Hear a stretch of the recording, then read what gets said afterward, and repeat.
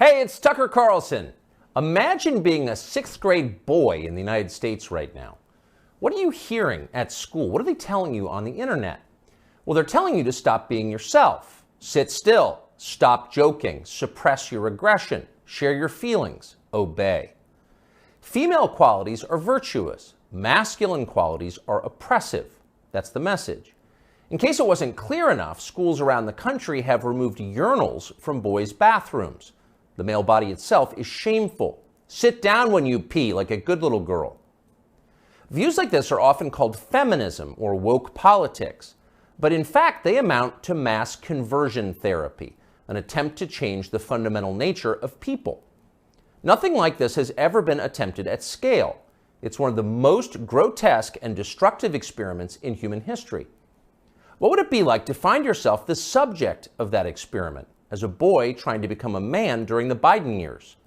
Well, you might kill yourself. Many have. You might decide to reject your own manhood and embrace androgyny, or even switch sexes. Girls are better? Fine, I'll become one. Or more likely, you might simply withdraw into porn and weed and video games and give up on your life before it's begun. You might retire at 19, a less dramatic form of suicide. All around us, this is happening. Noticing it is forbidden, but that does not make it any less real. So it's probably not surprising that Andrew Tate was the most Googled man in the world last year. He offers a different vision. Tate is a former professional kickboxer who about a decade ago began posting advice to young men on social media. Tate's view is that men want respect above all. It's how they're wired. In order to get respect, men must become worthy of it. They must become more impressive. Wake up early, work as hard as you can, stay sober, find God, keep yourself physically fit, don't complain. That's his worldview. Earlier generations of Western leaders might have found parts of Tate's message inspiring. Now it's seen as a threat. The media treated him like a criminal up until the day he was officially classified as one. Just after Christmas last year, Tate and his brother Tristan were arrested and thrown into prison in Romania, where they live. The Tates were held without charges for 3 months, very likely with the encouragement of the British and American governments. In June, they were charged with human trafficking. They're now under house arrest until their trial. Are the Tates guilty of human trafficking?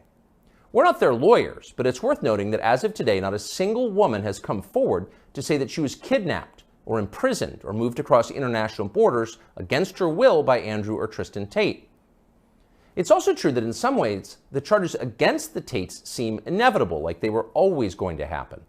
Accusing a man of a sex crime is the fastest possible way to discredit what he's saying. Days after WikiLeaks revealed that the US government had been spying on its allies and lying about it, Julian Assange was arrested in London for rape.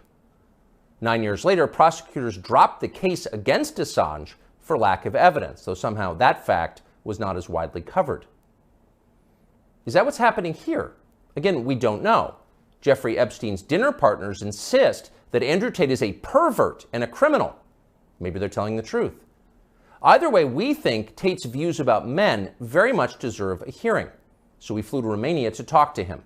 We're posting the entire interview here on Twitter because we've been assured it will not be taken down for ideological reasons, as so much of his content has been. The video is long, but if you can, take the time to watch it. Make up your own mind about Andrew Tate. Here it is. So what are you charged with? That's a really good question. I'm charged with being the head of an organized criminal group, which is in charge of recruiting girls to make TikTok videos to steal the money from the TikTok views. Recruiting girls to make TikTok videos and stealing the money. So it's really a financial crime? It looks that way. And it's very interesting because the girls who they've identified to add to the file are saying that we're not victims of anything and this isn't true. But the state believes it's true, and the state thinks that I, as a 35-year-old man, woke up. I was already extremely financially successful. I was already a father. I was already very well known. I had no financial motivation. I have no criminal record. It's not my personality profile, but I woke up at the age of 35 and decided to make girls do TikTok to enrich myself with the pennies that I would earn from TikTok views. So in the United States, I think the belief is that you were charged with human trafficking. Yeah, that's human trafficking, because what you do is you force a girl to work against her will for financial gain. That's human trafficking. And their justification for this is that girls do TikTok. Some girls I know who they found who say they're not victims have TikTok accounts. How do you force someone to do TikTok videos? I guess the prosecutor is going to have to explain that, isn't he? It's a very interesting scenario I'm in, and I'm inside of Romania, so I have to show a degree of respect to the Romanian judicial system. And I have to show a degree of respect to the situation I'm in. But the overall charge is that there's an organized criminal group. There's a group of us. I'm the head of it. My brother is below me. And we use the lover boy method to convince women to do TikTok videos to make money so that we can steal the TikTok money. So there's no, just to be clear, you are not accused of pandering, of pimping, of forcing women to have sex with anybody. No, not forcing them to have sex, not restraining their movement, not stopping them from living a full life, but the fact that we are somehow convincing them to have TikTok. Very interesting. I don't think... But there's no actual... I'm asking you this because I do think it's a widespread belief that you were accused of pimping. Yeah, no, that's nothing to do with any of this case. Absolutely nothing.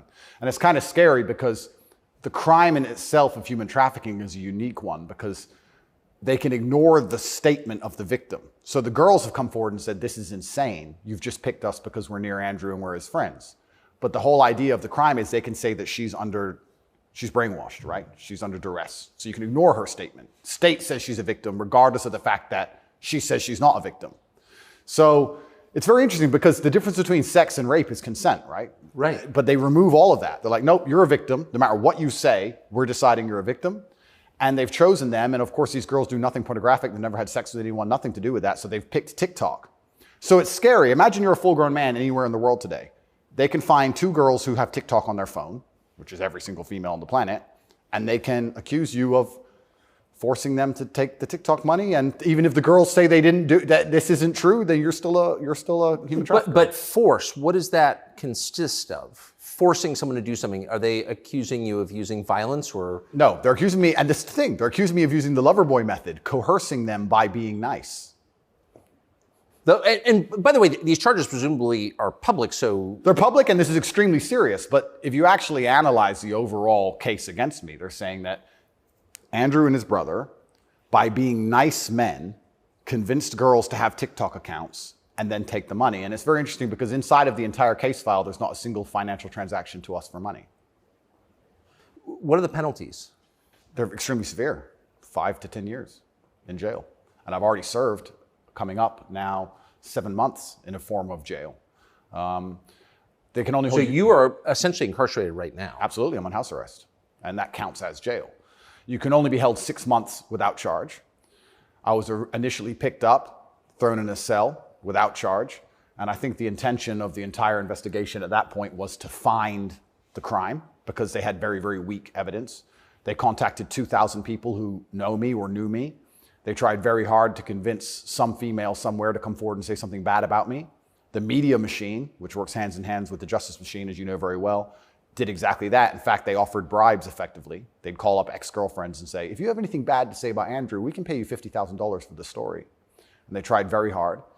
They didn't find any evidence of anything. They then released me on house arrest. And then 2 days before the legal limit in which they had to drop everything, they charged me with whatever they had from the beginning, which is very little. And now we have to wait for the Romanian judicial system to analyze the file and, God willing, throw it away. How long did you spend in jail?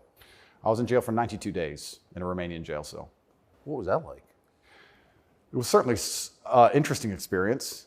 I won't lie and say it was easy. It was certainly very difficult. The uncertainty of it. It's a very uncertain situation to be picked up on just before New Year's Eve and thrown in a cell without charge. And I'm asking different prison guards and different prisoners, how long am I going to be here?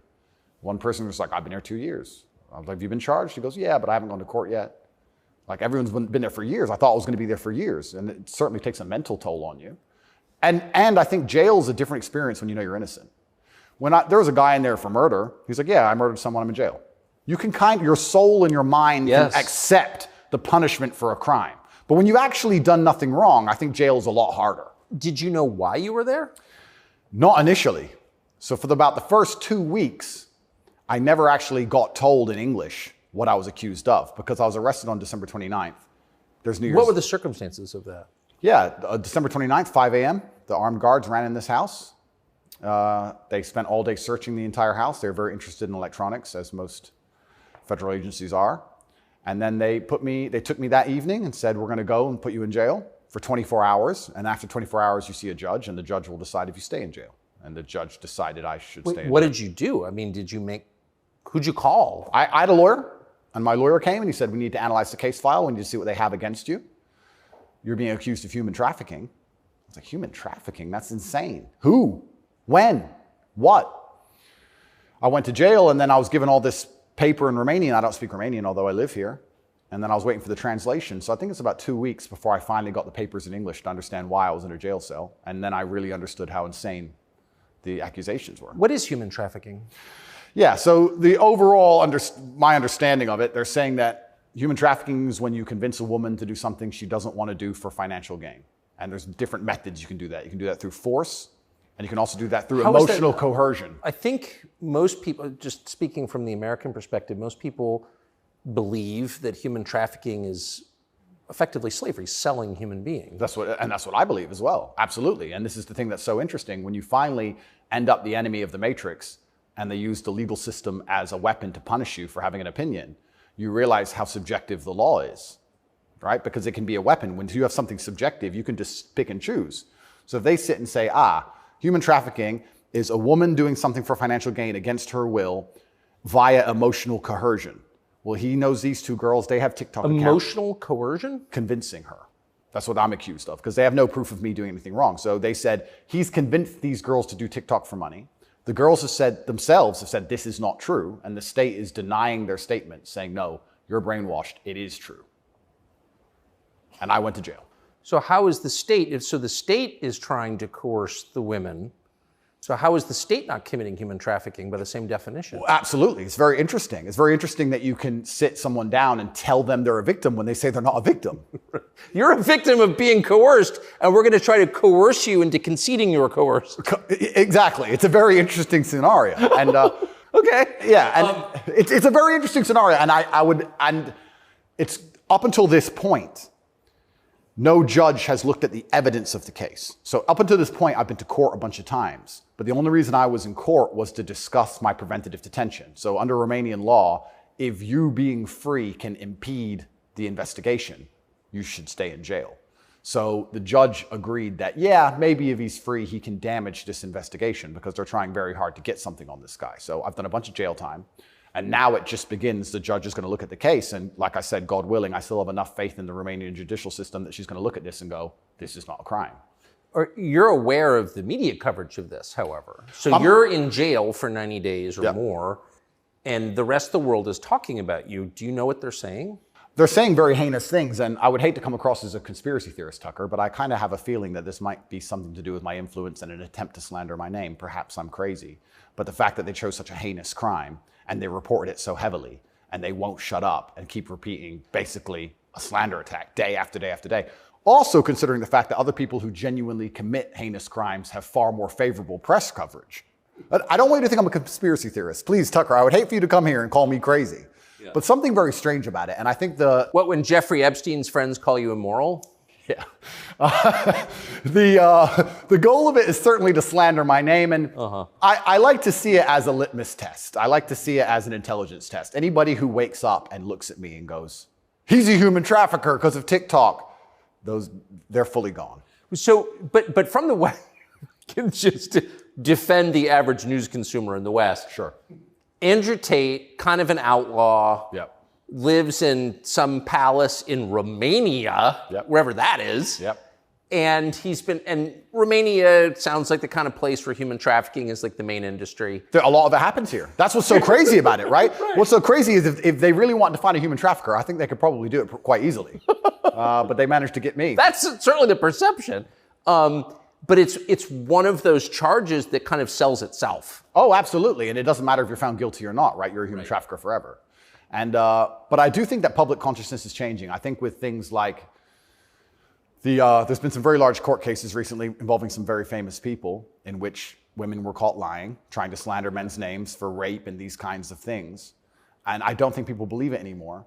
But that scares me to a degree, because I think that the typical weapon, the standardized playbook, is now failing, and I don't know what the new playbook's going to be. It's almost like better the devil you know. That you're too famous, you're too successful, we don't like you. Call him a rapist or a human trafficker, put him all over the news, slander his name, try and wreck his life. Now that nobody believes it, what's the next move? What are they going to try next? Wouldn't it just have been easier to commit like a massive financial crime and defraud people of billions, come up with like a fake cryptocurrency, call it like, I don't know, FTX, or just give a name to it. Yep, something random. You know, steal billions and get your parents involved and buy a bunch of real estate in the Bahamas, and then like you'd be sort of a hero, right? Oh, absolutely. And I would have certainly made a lot more money than TikTok, because I don't think TikTok even pays you for views. And if it certainly does, I never got a single transaction from it. So it's a very interesting scenario. But if I was accused of a financial crime, my name would not be slandered. So no, of course. Well, of course not. You have the presumption of innocence. So just back to the jail thing. So you're in with your brother.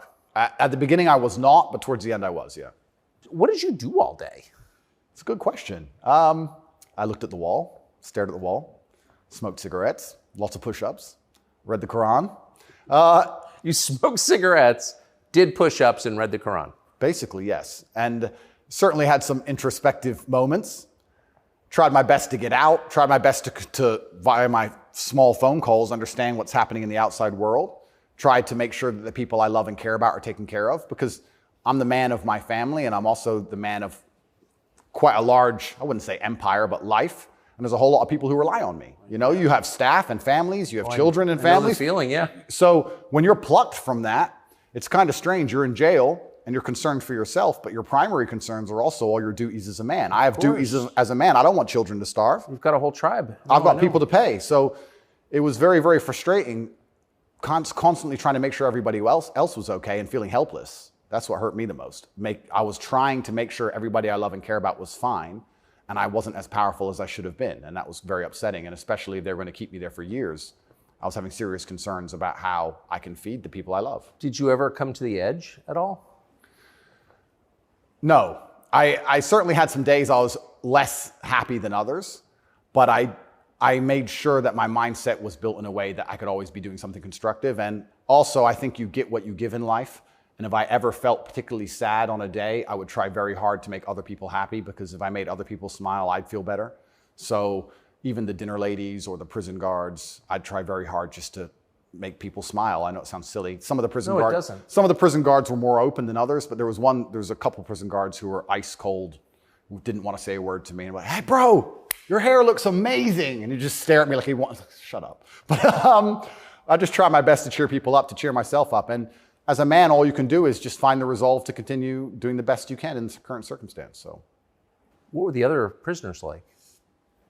I don't want to insult Romania in any way, and I love this country, and I chose to live here. But if I had to describe it for the people, for an American audience to understand, I don't think Romania and a lot of these countries have the same kind of mental health setup or the mental health support that a lot of Western nations have. So you end up in jail. So I think there was a lot of mental health problems inside the jail. So it was very similar. It wasn't just a jail. There was also a lot of mental health problems in there, which adds a new complexity and a new dimension to the suffering, because there's just random screaming and there's suicide and it's certainly not a very nice place to be. Oh, so it's horrifying. Yeah, I don't want to go back.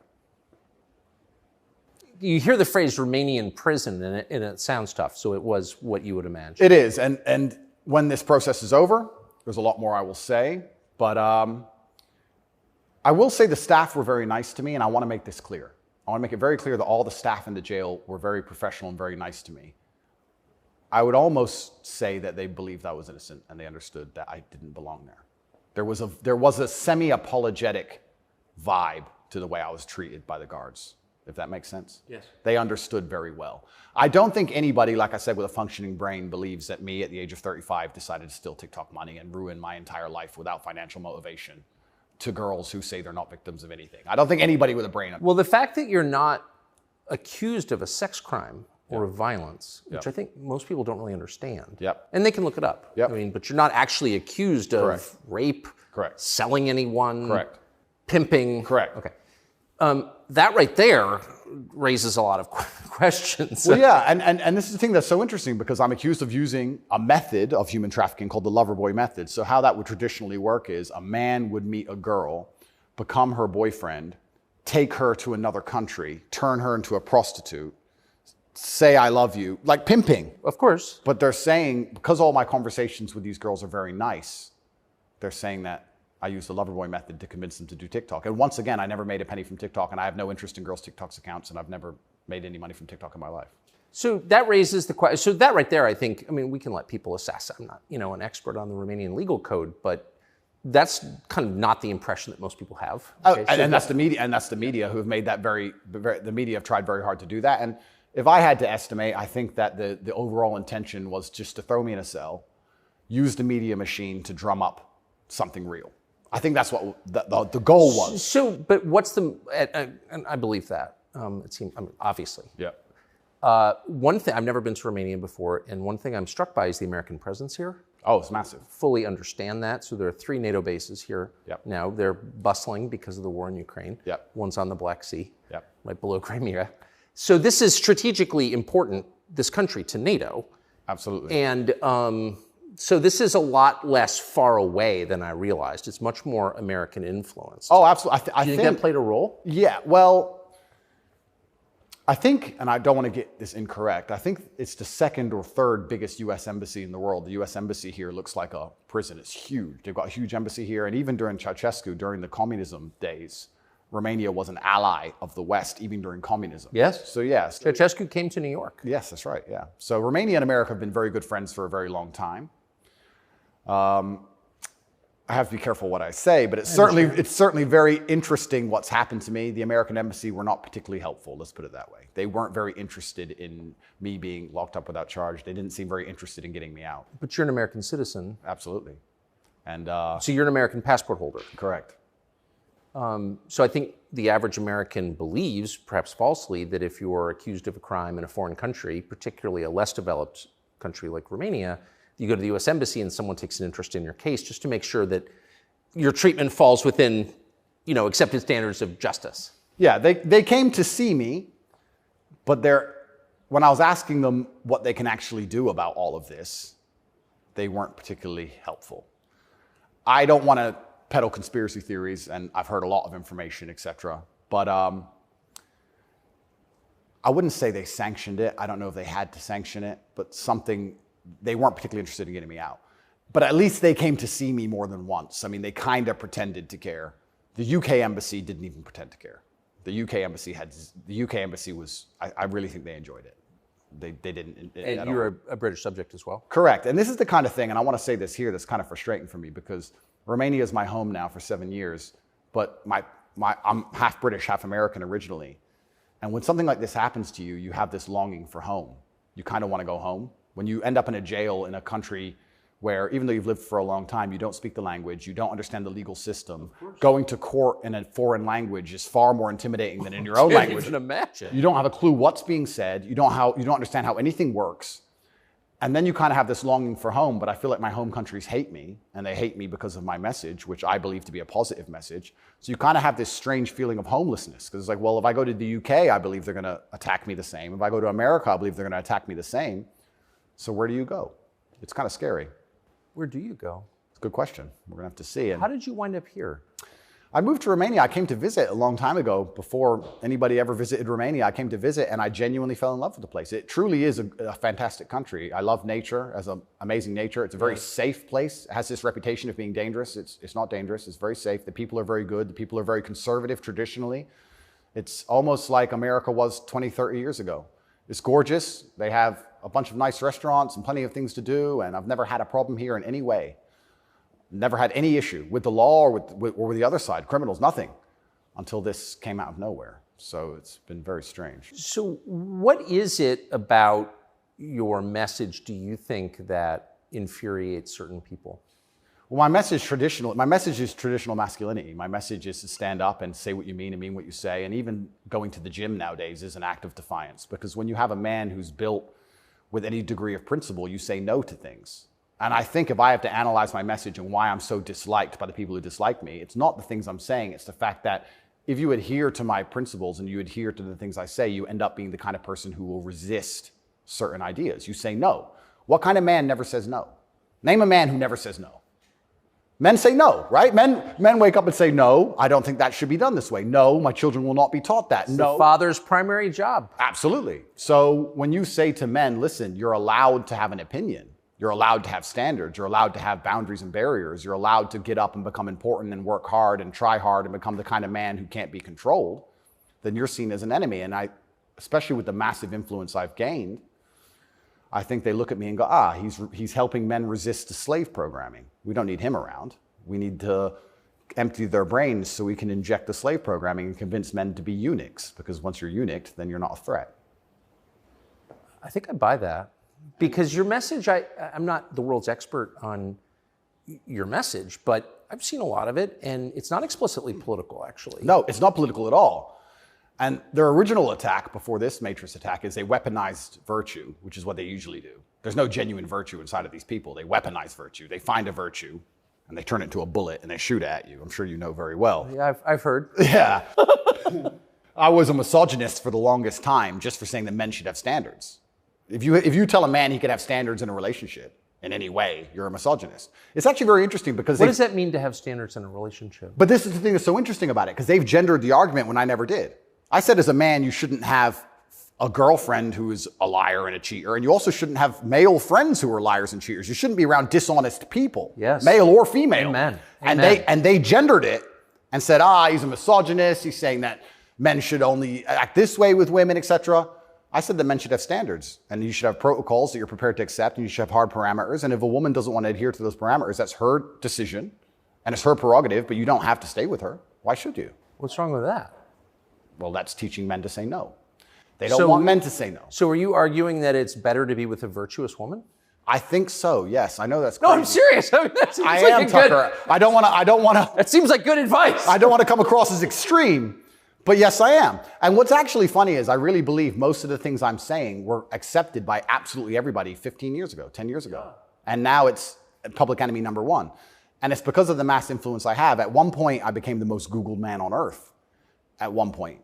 And it's a scary situation I'm in. But if you're arguing that it's really important for a man to find a good woman, a decent woman, an honest woman, that's the truest thing that's ever been said. I Absolutely. mean, that's the most important thing any man can do. I mean, I can just tell you firsthand. Oh, thank you very much. Married 32 years, that's the most important thing. And you think saying that angered people? Absolutely, because I'm arguing the only way to do that is via masculine excellence. I'm saying in the world we live in today, it's hyper-competitive. And if you want to be the kind of man that has the choice of women to choose a good one, you need to be an excellent man. It's no longer acceptable for you to just be an average Joe or below average. You have to get up and you have to work hard and you have to be smart and interesting and you have to be charismatic and make some money and be in good shape and you have to try very hard. And unfortunately for them, if you follow that path as a man and you become successful in those realms, you end up being the kind of person who resists enslavement. You become the kind of person who wakes up and says, no, I don't believe in that. That doesn't make sense to me. I can't imagine a better message than that. If you want a good society. So then you have to argue and sit and say, do these people want a happy, functioning society or do they want something else? What do you think? I think that I would never kill myself. And I also... Just throwing that out there. And I also think that when you want to conquer a society, you kill the military-age males. That's what you do. That's the first thing they've ever done. They walk in and all the men have to have their throats cut. They can't perhaps do that, but they can certainly cut your balls off. And then you can't resist. And I think there's certainly a movement to ensure that there's very little resistance left inside of the number one demographic which is required to resist oppression, which are military-age males. And they don't want those kind of people waking up with any kind of self-respect or standards or to say, no, I don't accept this. I do not need a ninth injection. They don't want that. They want you to sit and say, I don't need it, but the news said so, so oh well. So in the one interview that you and I did, you had a line that I've been thinking about ever since. I thought it was so interesting. I never thought of it before. You said that a lot of people went along with the vax and that you didn't judge them because facts change. But now that we know that a lot of what we were told was wrong and some of it was a lie, it is a requirement of your own dignity, of your own self-respect to say so. Completely. And people should apologize. I really do believe. And I have nothing against the people who fell for the propaganda, fell for the programming, and took the vaccine. Yes, I agree. Fine. But you should wake up and say, I was fooled. I've learned my lesson. I will not be fooled again. But if you were fooled by the MSM and took the injection and you continue to be fooled and you've not self-reflected and you've not realized that they lied to you the entire way and you now believe the new bunch of lies that are all over the television, then there's something wrong with you. Or you don't care that you were lied to. You don't care that you were lied to because I think a lot of this is actually genuinely cowardice. I think it's a very easy worldview. The life is easier if you accept the news tells the truth. Yes. Everything they want me to believe is true. Everything's nice and simple. Good guys, bad guys, doop-de-doop-de-doo. And if you want to actually wake up, it takes a degree of bravery because then you have to destroy your entire worldview, everything you've ever understood and everything you're told, and you have to really look at the world and go, oh, this is a mess. And that takes bravery. And once again, that's why they don't want men to be brave. They want you to sit there and go, oh, it's easier if just, CNN said, so it must be true. And it's cowardice. And they're trying to instill cowardice in all of us. That's what they're trying very hard to do. And I think even just me as a person, the people who hate me, my detractors who dislike me so much, even if I say nothing, I just turn up, big, bald, strong, fast car. It's just me. I'm like the enemy to them because I symbolize men who don't comply. And not don't comply in a negative law-breaking way, but don't comply if we don't agree with that or we don't see common sense in that, we're going to politely decline. And that's simply not allowed. What's it like to have the prospect of prison hanging over you? I think that I like to believe that this is a test from God. I like to believe that if you become the most Googled man in the world for saying that you have mental resilience, that God is going to make sure you don't have that degree of fame without testing you. I like to believe that God comes along and says, yes, I've allowed you to become the top G. We're going to see if you really are the top G. I believe that's how the world works. It's certainly intimidating, especially knowing you're completely innocent. But I believe it's a test, and I believe it's my job to pass the test for my ancestors and for people watching over me and for God. And I think I have to do the absolute best I can possibly do in the scenario and the circumstance, regardless of whether I win or lose. I still believe I'm going to win because I've seen the case file and I've seen that no laws have been broken. But even in the very unfortunate circumstance that this matrix attack goes deep enough to throw me into a jail cell, I think I should handle it like a man. I think I should stay and finish the process, and I should walk with my head held high and suffer as much as I need to suffer to stick by my convictions and know that I'm an innocent person. And I refuse to break. I refuse to cry. I refuse to be depressed about it. I'm going to wake up and I'm going to smile regardless. And regardless of what happens to me, I want everyone to know that, one, I would never kill myself. And two, I think that as a man, there's always going to be a degree of pain and suffering in your journey. I don't think you're ever going to become a successful man or be good at being a man without pain and suffering. And there's many times in my life where something terrible happened to me, and at the time, if I could change it, I would have. But retrospectively, you kind of look back and go, you know what, that was formulative for me. That's right. That is what God decided I needed to become who I became. So all of the pain and all the suffering I've ever gone through in my life ended up, in the end, building me into the person I am, and I'm proud of who I am. So if God decides I need to go back to a Romanian dungeon for however many days, then all I can do is accept it and accept his plan and accept that it's going to make me a better person and so deal with you it. see the hand of God in your life? Absolutely. I think that he is the best of planners. And like I said, if you retrospectively analyze all the times in life you wish you could have changed things, yes, he knew better. And I'm going to have to accept that. When did you conclude that? I guess I always kind of knew. I was atheistic for a while when I was younger. But as you get older, you start to look at the world and understand that the thing for me was actually, I guess, a scientific principle. It was Newton's law of equal and opposite force. If there is evil in the world, and I'd like to think we both agree there certainly is, yes, there has to be an equal and opposite force, which is good. And I would like to think that that is God. Even the idea of God as a notion, even just as a concept, if that idea of God resists evil, then God is real. If you have two islands, you have two people, let's say a ship crashes, and you have two people who swim to two different islands, and one island they're atheists, savages, and they rip you apart, and the other island you get there and they believe in God and they believe they're not allowed to kill you. Even just their idea of God saved your life. So I think even just the concept of God in and of itself, if enough people believe and it makes them do good, then God must be true, and that's the equal and opposite force to the evil of the world. And this is how I view it. So I don't see how anybody with a conscience cannot believe in God anymore. That's such a profoundly different worldview from the one that we're presented with, I think. Yeah. Do you think that's maybe the division in the West between people who see those forces at work and those who don't? I think the West is actually split between people who think and people who don't think at all. I think the people, there's no such thing as these two opposing worldviews. I think people believe there's worldview A and worldview B. I disagree with that. I think there's worldview A, the good guys, which are primarily people who do believe in God, do have parameters, do believe in standards, do believe in self-respect, do know how to say no. And there's worldview B, which changes day by day, based on what they're told, which means they have no real worldview at all. They just repeat.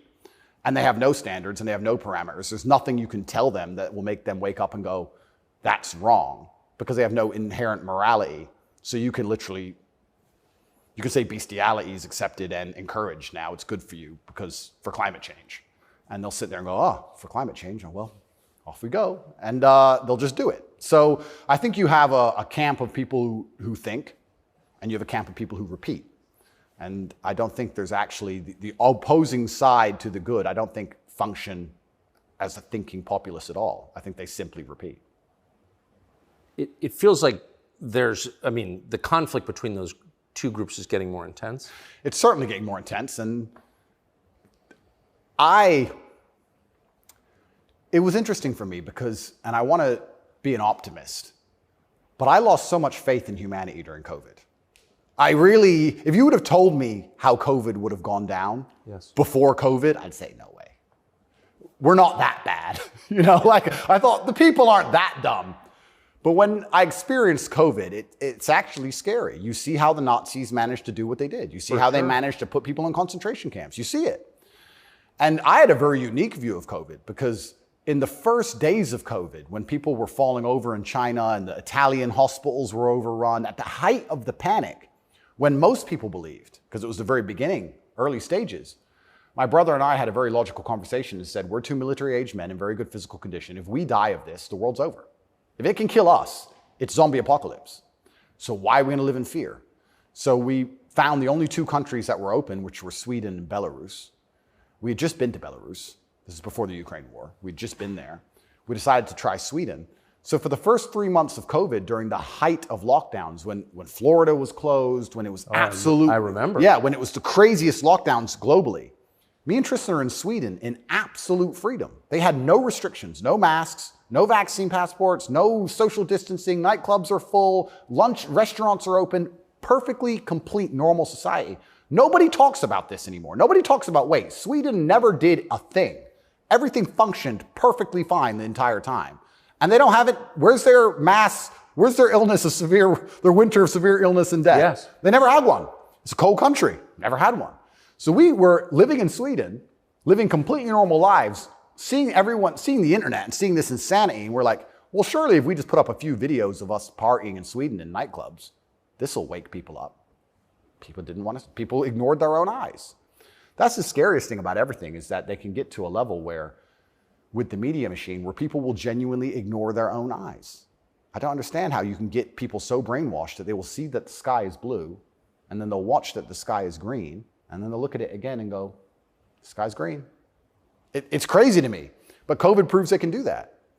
And that's why the war is getting so intense, because the principled people are saying, how can you still believe in the things that you're saying? Here is all the logical, empirical evidence that that is a lie. But these people are ideologically brainwashed, and they don't want to take enough. They don't have the bravery it takes to wake up and accept that they're being lied to. So they'd rather just, to the end of time, repeat what they're told. And it becomes more and more intense as it becomes more and more ridiculous. That's so scary. As it becomes more and more ridiculous, the more intense both sides get. Yes. Right? So what the future holds, I'm not entirely sure. But I like to believe, even my current charges, I found solace when I was in jail, that the thinking people are looking at this going, something about this doesn't seem right. Well, I mean, it is a little bracing. I mean, when I discovered, I was sympathetic to you already. Yeah. But, a man's accused of human trafficking. It's worth finding out what he's accused of. Sure.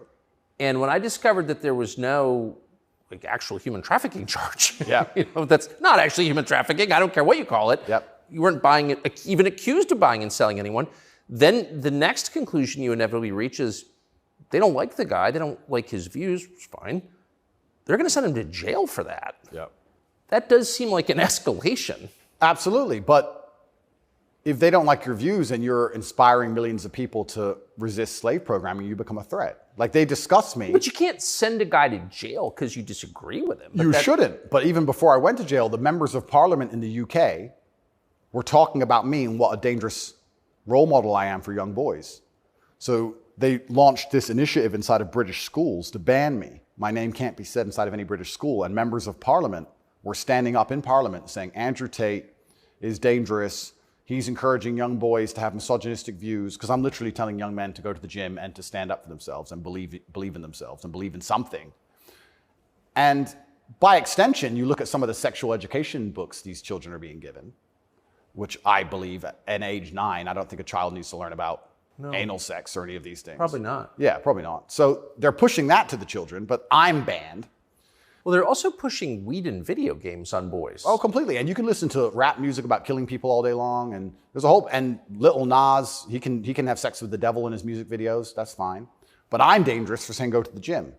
And once I realized what was scary to me is, I said this to my brother. I said, once the parliament's discussing you, you're basically considered a national security threat at this point.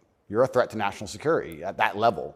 And then all bets are off. Right? What about the UK? So the UK has become more authoritarian than anywhere in the Persian Gulf. Correct. How did that happen? Yeah. And it's, like I said, it's very interesting because people still, the people in Camp B who don't think, a lot of them believe that the law is fair. I've had people say to me, oh yeah, what they're doing to you is garbage. You need a lawyer. So yeah, I do need a lawyer, and I do have a lawyer. Thank you. But it's not that simple, unfortunately. You know, the law is very subjective. And if they want to attack you with it, they're going to do a very good job of attacking you with it. And that's what the UK does. The UK have these laws which are extremely subjective, and they can use it as a weapon to basically silence anyone they decide. But or why? hurt anyone they decide. England is the birthplace of free speech, of habeas corpus, of kind of framework of liberal democracy that we thought we believed in. Yep. And now it's a country where people are arrested for praying. Well, what happened? Good question. And there's a saying that I heard, and I don't know who said it, but he said that a sick country adopts laws like a dying man will try medicine. And I think that the UK is failing in real time. If you look at it in any metric, whether it's living standards, whether it's crime rate, any metric you can measure the success of a country by, it's fallen off the cliff. It's becoming more and more expensive to live there. The education system's gone down the pan. London is the stabbing capital of the world. You're not safe to leave your house. So their answer to this is just more and more and more laws. And unfortunately, as they do that, they're not even intelligent enough to actually attack the people who are doing genuinely bad to the world. They just make more and more authoritarian laws, and they end up using them to attack the people that the government doesn't like. And I ended up being one of them. And I think Europe in general has problems. If you look at France as we speak, I think it's on fire, isn't it? Most of it? It is. Yeah. So they have issues, and their answer, what's a government's solution to anything? Law. What can a government do? No matter what. But they're not laws that are aimed at fixing the problem that's right in front of them. No, they're laws aimed at fixing the person who's talking about the problems. So why don't you get rid of the guy who tells everybody? Isn't that easier? Tucker? Why fix any of this? If we just shut him up, they won't know. No, but that's like responding to a heat wave by breaking your thermometer. Completely right. That's the plan. It's insane. Plan 1 is to break the thermometer. We might deal with the heat wave a bit later. But get air conditioning. No, let's break the thermometer. For now, there's too many people talking about the heat wave. So let's just break that. And then later on, maybe when we have time, we'll do something about the actual issue. It does seem like a lot of this is an effort not to talk about the real thing in Europe anyway, which is migration. Yep.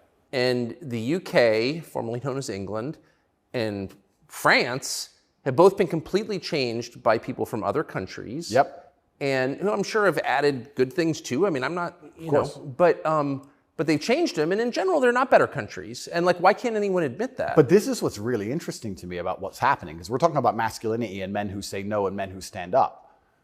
But there has to be balance. right? Yeah. Everywhere in the world, there has to be power balances. If there's not a balance in power, there's going to be a vacuum, and that's going to be filled.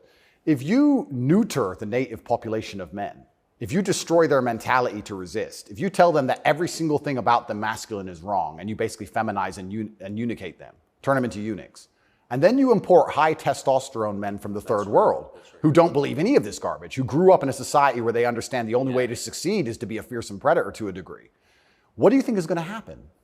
Like, who's supposed to protect the sanctity of these nations and these settlements and these towns and villages? The police? No.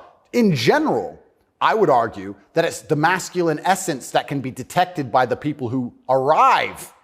I guarantee if you were to put a bunch of these migrants in Sarajevo or Moscow, they behave themselves. Oh, but yeah. I have a feeling they just look around and go, not today.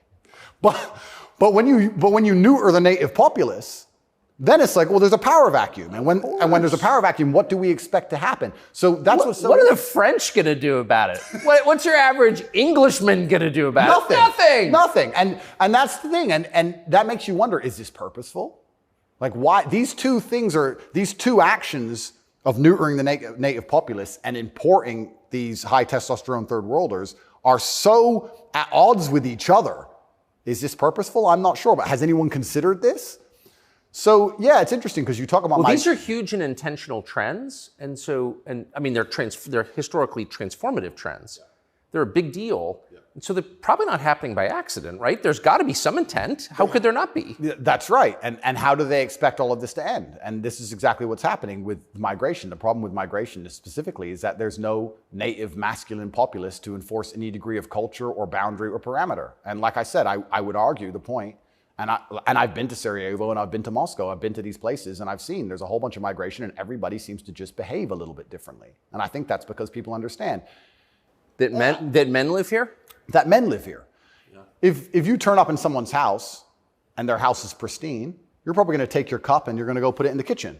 But if you turn up in somebody's house and it's a fucking mess and nobody respects the house and nobody cares and the man is drugged out of his mind, half asleep on the couch, what are you going to do with your cup? You're going to leave it there. You don't give a shit. If you turn up to the Western world and look at it. Then you're going to hit on his wife. Absolutely. So what do we expect to happen in these scenarios, right? And it is purposeful and it is scary that even me just telling men to go to the gym is seen as an act of defiance to the point where I have to be punished. I must go to jail. I must be silenced. The thermometer must be broken. If at the end of all of this, no matter what happens, do you plan to stay in Romania? I love Romania. I love this country. And if I am found not guilty, I will stay in Romania, yeah. I will still stay here. I don't believe in running away. I also believe, and perhaps this is... Yeah, I didn't even want to ask you that because you've got a legal case pending, but I mean, presumably you're rich enough to run away when you haven't. Correct. I'm not going anywhere. I think if I was anywhere in the Western world, this would have happened to me. I don't think this is Romania's fault. Let's put it that way. I don't think this is Romania's fault. I think if I resided in Switzerland or France or Italy, the same thing would have happened. Yeah. From knowing what I know. I think it was going to happen to me regardless, and I think I do have a large amount of sympathy, especially amongst the Romanian population. I get thousands of messages a day from Romanians apologizing to me. Yeah. I think the people here actually like me. My waiter at lunch yesterday is one of them. He wanted you to know, yeah. Oh, amazing. This is what I mean. Everyone understands what's happening. My problem is not with Romania. I don't hold any personal grudges against Romania. I think that this Matrix attack was going to come to me. Basically. What is the Matrix? Good question. I guess some Americans call it the deep state, but I like to look at it in a more global way. When I say the Matrix, I think there are certain agendas which are being pushed. I think the media machine and the judicial systems of the world work together hand in hand. I think the goal is to control people's minds to a point where they don't discuss anything that's important. The reason I use the Matrix is because I've watched that movie a few times and it has so many similarities to the... Have you seen the movie? No. You've never seen the movie The Matrix? No, I don't watch any movie. Tucker. I don't want to talk about it on camera. No, I'm very dyslexic and it's hard for me to watch video. Got it. Honestly. Understood. But there's so many similarities, and the basic premise is that humans' minds are controlled and put inside of a false reality so that their body heat can be manifested for the machines. And I don't think it's much different to reality. Our minds are controlled. We're put in a false version of reality. We're told things aren't true. We're arguing over things that don't matter. We're observing a false version of events. And the goal of it is just to distract us long enough for our bodies to be used for the machines, the soulless. And I think it's pretty similar, striking similarities. And even then, there's a bunch of other similarities which are difficult for me to explain. You haven't watched the movie, but there are agents inside of the Matrix, and the idea of the agent, the purpose of the agent is to make sure that nobody understands how the Matrix really works and to wake anybody's mind up. They want to keep you asleep. And any person can become an agent at any time. If they're not unplugged, if their mind is not free, they can become an agent, and their job is to keep you asleep. And you see agents all the time. COVID awoken me to agents. When I would sit and talk to somebody and they seemed perfectly rational and normal until I mentioned COVID, and then they'd fully change. No, it's dangerous. No, what do you mean? What do you mean? Are you crazy? My grandma got sick. And they became an agent instantly and started repeating the news to me. And I was like, your grandma got sick. How old is she? 97? Interesting. Oh, I better lock myself in my house then. Dumbass. So agents exist and the Matrix exists, and I think most people's version of the world is a false one. The idea and the world that most people have in their mind and how society functions and how all these things function, I genuinely believe is completely false. I think they've all been lied to. I don't think anybody understands how any of the world works. And I try and use some very simple, very simple analogies to wake people up. I said to one of my friends once, I said, if me and you could play video games for $10,000 and you could cheat, would you cheat? He goes, well, no. I was like, if I was whooping your ass and it was 10 grand a game and you could cheat, would you cheat? He goes, yeah. I was like, all right, so you accept that people cheat to win in a video game for a menial amount of money. You think they're not going to cheat for something that matters? Yeah. I think they're not going to cheat for something important? You understand what I'm saying? Oh, yeah. Yeah. So, how about to get the most important job in the world, President of the United States? I would never kill myself.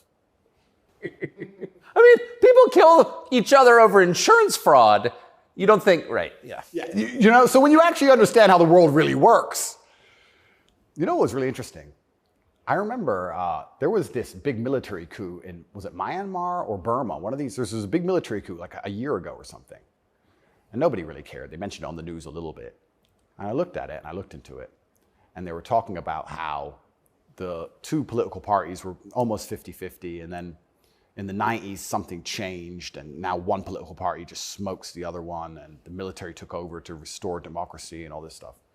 It was very interesting, the voting machines they used. Really interesting, something to look into. A lot of countries like that. Philippines, also true. Why do you think support for the war in Ukraine, support for Ukraine's side in the war against Russia, support for a war against Russia in the West, is kind of the bottom line issue for the people who run the US government and for the American media? Why? I mean, I guess you could argue about it, but there isn't an argument about it in the United States. There's a position, and anyone who doesn't hold it is attacked and punished. Why? Why is that so important? Well, the first thing I think we should all do is I think we should all give Putin credit for curing COVID, right? Because when his invasion happened, COVID went away. So thought about that. Think about it. It's almost to the day. So we have to give him some credit at least for doing that. He may be the bad guy of the world, but at least he cured COVID for everybody, nearly instantly. Fair. Thank you, President Putin. Yeah, I, up until this point, never really commented too heavily on politics. Yes. But I understand very well, I like to believe what's happening with Ukraine and Russia. And what I will say to the people who are watching this at home is that if you are naive enough to believe that there are good guys and bad guys in wars, and it's as simple as good and bad, and that the bad guys are crazy and the good guys want freedom, then you need to do a little bit more investigation into what's really happening. And when you look at the vested interest of any country or any person... Can I just ask you to pause and just comment? That's the truest thing, what you just said. That is and anyone who doesn't understand that should shut the fuck up.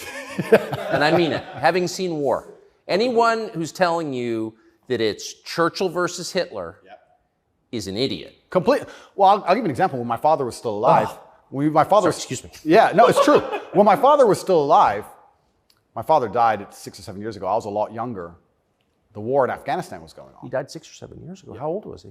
56. Oh gosh. Yeah, he died. But the war in Afghanistan was going on. And I remember asking my dad, saying, why do the Taliban even fight and resist the American war machine? They don't stand a chance. Like, why are these terrorists even fighting against the American war machine? And my dad said, they're fighting for their way of life. They want their wife, and they want their children, and they want their society and their language, and they don't want pride flags, and they don't want American bullshit, and they don't want to be told what to do. And they're fighting to be a culture and be a people which is independent in and of itself. Like, they're not the bad guys you think they are. They're people who are like, why are you here? What do you want? We don't agree with that. That's against our holy book. Fuck off. Right? So even there's no such thing as good and bad in any war. And people. Who is your father? My father was a chess master. He worked for the CIA when he was a linguist for the CIA, and then he was American. He was discharged, and for a story I won't tell, but he was a chess master, and it's very interesting. I encourage people to look at his Twitter. He still has Twitter @TateTerrific, and everything he was talking about 11 years ago is so important now. 11 years ago, no one cared about. We had the Donbass in 2014. People cared. Yes. People cared a bit. But he predicted the future. You want to see how chess players can see the future? Read his Twitter. Everything from LGBTQ, why they need your kids because they can't have their own, to the war that's coming and how Europe's going to have an energy crisis, to the letter. It's all on his Twitter. It's amazing to read. It's like you could tell the future. 10 years ago, no one talked about any of this stuff. Did he live in the U.S.? Yes. Yeah, he lived in America. Fascinating. Yeah, it's crazy. But he was telling me about a lot of this stuff even when I was a lot younger. And as we said, there's no good guys and bad guys. But when you have a vested interest in something, I think that people are relatively simple. You're talking about why the American government has such a vested interest in this war. Which is not good for America. Which is not good for America. So is it, well, we can say it's for money or we can say it's for power. What else would it be for? What, is it really for freedom and democracy? Well, I think that's already been destroyed by Zelensky, hasn't it? So yes. What is it for if it's not for money and power? And then you say, well, who's the money and the power going to? These are logical conversations. It's a very logical thought process. I agree. You know, wouldn't it be interesting to say, okay, I woke up, I'm an American. I would never kill myself. I woke up, I'm an American. Why does America care? Well, I guess it's for money or power. There's no other reason. Okay, well, America wants to be a rich, powerful country. That's fine. Is the money and power going to America, or is it going to a select few individuals? Are those select individuals interested in me and my life? Do they care about benefiting me? Do I need to support the power grab of these select few individuals? Is that going to be a smart move for me to make, for me to have the best possible human experience? This is a very logical thought process. Yes. People don't seem to think anymore.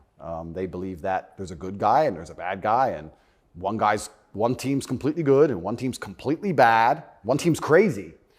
They often use the word crazy because to be completely bad, you have to be crazy, right? So you're crazy. He's crazy just for no reason. Reasonless. It's insanity. I don't know if you saw Lukashenko with the BBC. Did you ever see that interview? No. Oh, brother. Please watch it. The way he destroys the BBC. I thought I did the best job, but I take second place. Amazing, amazing. But yeah, and you just have to be critically thinking. And then after you're critically thinking, you have to be brave enough. And this is the real pandemic of the world, is cowardice. You have to be brave enough to look around you and realize, everything was a trick. Everything was a lie. But why not be a coward? I mean, it's just a lot easier, right? Well, it used to be. This is the thing that's interesting. I would actually argue in the 1950s and 60s, if you were to agree with every single narrative and obey every single law and do exactly what you were supposed to do and pay your taxes, etc., you'd at least get a wife who respected you. You'd at least have children who could go to school without being indoctrinated to a degree. Yeah. You could have a nice house. You could have a pickup truck. You could have a pretty good life if you just followed the rules. Yes. I don't think that's true anymore. I think that if you are a man especially, and this is what I talk about masculine issues. If you're a man who was born and you decide to do exactly as you're told, you're going to end up depressed, in debt, working a job that you hate, with a wife who doesn't respect you, with kids who don't listen to you, in a house you don't own, until she leaves you, and then you contemplate suicide a while, and maybe you might find some purpose towards the end, enough to survive and pay your taxes, and then you're gone. I don't think a man who just follows the programming is going to find any happiness. But they don't care. Why would they? They have no interest in masculine happiness. This is another thing that's very interesting. They talk about men's mental health all the time, especially in the UK. I'm not sure about America, but in the UK, they have this big drive for men's mental health, saying that men commit more suicides. A lot more. Because it's hard to be a man. We commit more suicides, we're more depressed, we have all these mental health problems. I come along, I genuinely get thousands of emails a day saying I'm helping men's mental health, but you can't help it the way Andrew wants. You can't tell them to go to the gym and stand up for themselves and have pride What kind of man's going to have a solid mentality and not have mental health issues if he has no pride? That's part of being a man. Part of being a man is proud of yourself. If you wake up and you're not proud of who you are and how you look and the things you say, how are you ever going to have a solid mentality? So when I teach things that genuinely help men's mental health, that's outlawed. No, you're not allowed to do that. Instead, you have to take our version, which is to pretend to care about men's mental health, but not give a shit. Give them a life they know they're not going to enjoy, pay taxes, and die. And men are the backbone. And medicate them. And medicate them. Medicate them long enough to keep working. The same way as we medicate farm animals. Just a bunch of injections. Yeah, just keep them alive long enough to get the milk. Milk's gone. Chop the head off. Boom. They need to put you in prison. They're trying. Yeah. I can see why. They're trying. And it's scary. A lot of people, but then what do? Do I just shut up? No. You don't think so? No, you can't shut up. I mean, because in the end, your self-respect, your dignity is the only thing. That's right. And this is what people don't understand. People say, Andrew, why are you fighting this war? And they don't understand that war is certain. You either fight war against injustice and you fight war against the things you know that are wrong and you feel good inside of yourself, or you accept the slave programming and fight a war with your own mind. You have to fight something. Yes. I can shut up and believe what I'm told in the news, but then why am I so unhappy all the time? Why am I depressed? Why does my life suck? Why does my woman ignore me? Why do my children not respect me? You're fighting a war, then you're fighting a war with your own mind. I'd rather have all of me on side and fight against what I know is genuinely evil. You can't escape the battle. The battle's here for all of us. So I've made my decision, and that's why I can't be quiet, because you just said I would lose my self-respect and I'd lose my dignity, and I don't think I can function that way as a man. And I don't think any man should be able to function without self-respect and dignity. The reason men died on the Titanic was for self-respect and dignity. They went into the icy cold water and died because they would feel honorless if they jumped on the boat and left the women to die. That's right. So when you have self-respect and dignity, you have a hard parameter and you'll do things which are deemed crazy or insane because you believe in them and you stick up for yourself. And that's why they don't want men to have self-respect and dignity. Rather be a free man in your grave. Absolutely. So I can't be quiet, and I'm going to say what I believe is true. And I genuinely believe I'm helping the world. I think that any young man who is a follower of mine, I will argue there's no influencer on the planet besides me who is genuinely benefiting their life. I know you're not big on the internet. I look at these other streamers and these other influencers. They play video games all day. They smoke weed on stream. They talk garbage. It's a bunch of drama back and forth like girls. I'm the only influencer or streamer who's genuinely talking about making money, because you need to have money to escape the matrix. It's very hard to resist enslavement when you have to pay the bills. Getting physically strong, because a strong body is a strong mind. Standing up for yourself. Self-motivation. All these things. I'm talking about genuinely positive things. Very few people are. And I think that is an extremely important message that needs to be told. And I'm not going to stop doing it because I know I'm genuinely helping the world. And they're going to try and punish me for it for the rest of my life. I think this is just beginning. And I think when I beat this case, which I believe I will beat, I think something else is going to come. And it's kind of scary because I am a little bit afraid and a little bit intimidated by the incompetence of my enemy, because their standardized playbook is now failing in real time. The standardized playbook is the media attack, the lie, and it's not working anymore. And it got me a little bit worried about what the next move is. You used to just be able to lie about a guy all over the news and you win, right? But now it's like, shut up. So now what? I don't know. And that's what's kind of scary in my scenario, because nobody's going to believe any of the crap they print about me. Nobody believes it. Nobody believes it. Whenever I do an interview with the Matrix media, nobody believes it. They have to turn the comments off because everyone in the comments are just ripping them apart. Well, you do seem very sad on the verge of killing yourself, are you? Absolutely not, really not. I never would. And that's what you said that. I know. I have to keep saying it. I have to keep saying it because it's scary, right? But I believe you get 3 lives. I think they cancel you initially. And then when that fails, they try and put you in jail without a reason. And if that fails, there's only one option left after that. That's right. So I'm in a very scary scenario. But I guess the same as the men on the Titanic just couldn't get on the lifeboat. I just can't stop saying what I believe to be true. If a young man comes to me and says he's depressed, I'm going to tell him how to become a kind of man who's proud of himself. And if that makes him the kind of person that resists slave programming, I'm always going to be public enemy number 1. You've said depression isn't real, or it's not, as the way we describe depression isn't accurate. What do you think of depression? When I say depression isn't real, that really upset the world, especially the liberals, because they all live on medication, right? When I say depression isn't real, I'm saying that because I don't believe in things that can take away power from me. If I believed in depression, I would have been depressed in jail. But I can't be depressed if I don't believe in it. If you don't believe in ghosts, how can you be haunted? You have two people in a haunted house. One believes in ghosts, one doesn't. There's a knock in the night. One wakes up, calls an exorcist, is terrified, looks for a ghost. The other guy doesn't believe in ghosts. Knock in the night, goes back to sleep. It's the belief in the ghost that gives it the power. If I don't believe in depression, I believe in feeling depressed. Sure, we're humans, we have emotions. Sometimes we feel depressed, sometimes we feel happy. I don't believe in the idea of becoming a depressed person who has depression. I don't believe in that. I don't think that's possible for me. So if I don't believe in it, how can it happen? I don't believe in depression. So why would I not adopt the mindset that makes me the most capable predator I can possibly be? Why not adopt the mindset that makes me as competent and as fearsome as possible? If you have to install software in your own mind, why would I not install software that makes me capable of not only driving a Bugatti and flying on private jets, but sitting in a Romanian dungeon covered in cockroaches? I need to be able to do all of it. So why would I believe in something that made me incapable?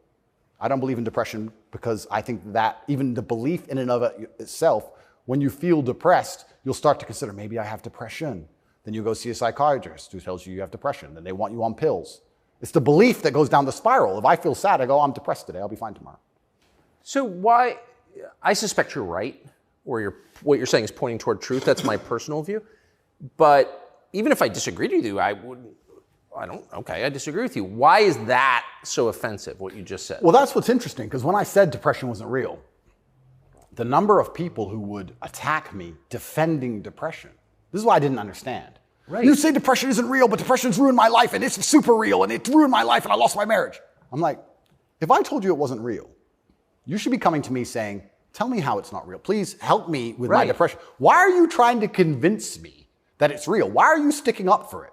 And why are you defending depression? And why would I adopt the thinking of someone who's sad? Why would you're going to convince me to take your worldview. You just told me your wife left you, you're fat, and you want to kill yourself. And you want me to sit here and go, with my perfect life, and go, you know what, I want to think like this guy. You're out your mind. I don't believe in it.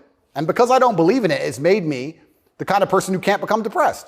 And the reason they don't like me attacking that is because depression is a fantastic way to subdue a population, right? If everybody's depressed, it's hard to have a revolution. You're depressed. Oh, they've locked us all in our houses. I don't want to go outside anyway. I'm sad, right? So depression's a fantastic tool of population control. They have no problem with you being depressed. They have a problem with you being the opposite, principled and energetic. No, you don't want principled, energetic people. That's a problem. A bunch of depressed people, easy. If you had to invade a country, would you rather the opposing army be principled and energetic or depressed? I'll tell you, I would not want to be invaded by a cheerful army. Absolutely. That's scary. They're having too much fun, right? You want them all to be depressed. So a morose army is easier to defeat. I agree. Absolutely.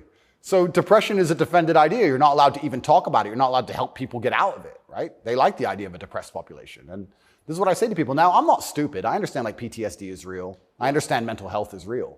I'm not saying that, but I say if you're an 18-year-old boy or 18-year-old man and your life is pretty much okay, bacteria didn't steal your eyesight, which could have happened. You never had a car crash and lost both of your legs, which could have happened. You're actually very fortunate. And you wake up and you say, I'm depressed. I think you're an idiot. I don't think you're depressed. I think you've been psyoped. I think you feel a little bit of depression, and you can fix that by changing your life. I think if you became rich and strong and smart and successful, and you worked hard, and you dedicated yourself, and you were motivated, and you tried your very, very best to become excellent, you probably wouldn't feel depressed anymore, which means it's not a disease, is it? So why would you, the only reason you're even saying you have depression is because you believe in it. So you're arguing for cause and effect. You're saying if you live a certain way, you're going to feel a certain way. Absolutely. And I also would argue that I think we've evolutionarily, even though I do believe in God, I think that we've designed ourselves and the human has grown into a way where if you feel depressed or sad, I think that's a fantastic trigger or a warning signal to do something. If you were to say to me, Andrew, you have to complete this monumental task. You have to conquer the world. I would say, okay, but I need a emotional motivation to do that. I need to be unhappy having not completed the task. I need to be uncomfortable, right? If you're uncomfortable being out of shape, you'll get in shape. If you're happy being out of shape, then you're just going to stay out of shape, right? So if you feel a degree of uncomfortableness inside of your mind, I think it's just your mind telling you that something about your life needs to change. Yes. You need to get up and change something. Guys would say to me, I'm depressed because I'm fat and I have no girlfriend. And I'd say, no, you have no girlfriend and you're fat and that's why you're depressed. If you go change those two things, you'd probably be surprised that your disease goes away. I had another guy say he was going to kill himself. I said, listen, it's back when I used to reply to my emails when I was smaller. I said, make me a promise, get a six-pack first. Of beer? I said, get a six-pack first, get in fantastic shape, and then do whatever you want. Didn't want to kill himself once he was in fantastic shape. So he did it? Yeah. I have the before and after. I'll put them on Twitter. Kind of interesting that, isn't it? So how are we going to say we have this disease, which is cause and effect? How are we going to say we have this disease where there's something wrong with you as a man, you have a disease because your life sucks? I mean, I don't think that's true. I think that your life just sucks and you should change it. And another thing I also preach, and this is another thing that's very important, I also think as a man, because life as a man is pain and suffering, and when I say that, because you're never going to be a good man or good at being a man without pain and suffering. You're going to have to go through a bunch of shit and have a terrible life to become a good man. I think you should embrace that and accept it. And I think that the correct mental model for men to have is a degree of stoicism and not to be too concerned with even how they feel. If I woke up today happy, I would have done this interview with you. If I woke up today sad, I would have done this interview with you. What's the difference? Why put so much importance on my emotion if certain things must be done? I must work, I must train, I must see Tucker Carlson, I must resist the Matrix. You've got duties. I've got things to do. So why are we going to sit around and talk about how I feel if it doesn't even affect how I act? And as a man, it shouldn't, because there's too much to do. And the masculine world is hyper-competitive. This is another thing most people don't understand. Totally agree. It's hyper-competitive out here. All the women want a few men at the top. The Ferrari, you don't want a Ferrari to drive fast. You want a Ferrari because other men want a Ferrari and can't have one. It's hyper-competitive. So if you're competing against every other man for every dollar you make, every girl you see, the house you live in, the car you drive, the life you live, you're not going to be able to compete with the person who performs regardless of how they feel if you only compete when you feel like competing. Right? Because there's men like me out there who will be sad every day and outcompete you regardless. I don't care how I feel. I will still win. And that's the kind of mindset you need to adopt. So when a man comes... You've got a job to do. Stop whining. Go to work. Completely. Yeah, I agree. Completely. Yes. So when men say, oh, but I feel sad. Who cares? The world doesn't care. All the men who are out here to destroy you and take your girl don't care. So why do you care? Like the person who should care least is you. You're the only person who wakes up every day who should have a genuine vested interest in improving your life. Nobody else wakes up and wants to improve your life, only you. So if nobody else cares about how you feel, why do you care? So my argument also for depression is, you're depressed, fine. Have you trained today? Well, that doesn't change what you should do with your life, depressed or not. And I don't say this because I'm an eternally happy person. I say this because I've experienced all ranges of human emotion. I was in a Romanian jail cell with cockroaches crawling all over me as I slept. I never missed a day of training. I wouldn't say I was particularly happy, but push-ups must be done. So they got done. You're very close to your brother. Correct. And you were locked away for part of that with him. And did you have fun at all with him? Yes. I do think there's something inside of men, whereas if you're with your boys or you're with your group of men, there's something inside of us. Totally. And it allows you to make the absolute best of the worst situations. Maybe that's an evolution from war. You know, all the men went to war and you saw all this pain and suffering and you saw heads, people decapitated and you're injured, but then you sit around the campfire and you're laughing. You're laughing. That's right. It's something inside of us. It's like a coping mechanism when you're around men. So when me and him were together, no matter how bad the scenario or no matter what they tried to do to us, part of us would just look at each other like, cigarette? And you find joy in that. And yeah, there's definitely, and that's another thing I think a lot of men are lacking. A lot of men are missing is a masculine support network. I think buddies. Yeah. You know, you talk to a guy and say, what was the highlight of your life? What was the best time of your life? And they'll say, college football. It's not about the football. It's about the team. Yeah. You know? And I think a lot of that's destroyed as well. Because also it's interesting how everything interconnects. When you destroy honor and principle and the masculine essence inside of men, well, now as a man, it's very hard to have friends. I wouldn't want to have a male friend who had no principles, no honors, and didn't work hard and was always crying about being sad. What do I want to hang around with him for? He's a loser, right? So then your support network's destroyed. And I think that men have always needed that since the dawn of time, and I think that's gone. But they don't have friends. Men, especially middle-aged men, have no friends. Absolutely, because they've been told that to give them all away and do as the wife says, and then she left him. No wonder he wants to kill himself, wouldn't you?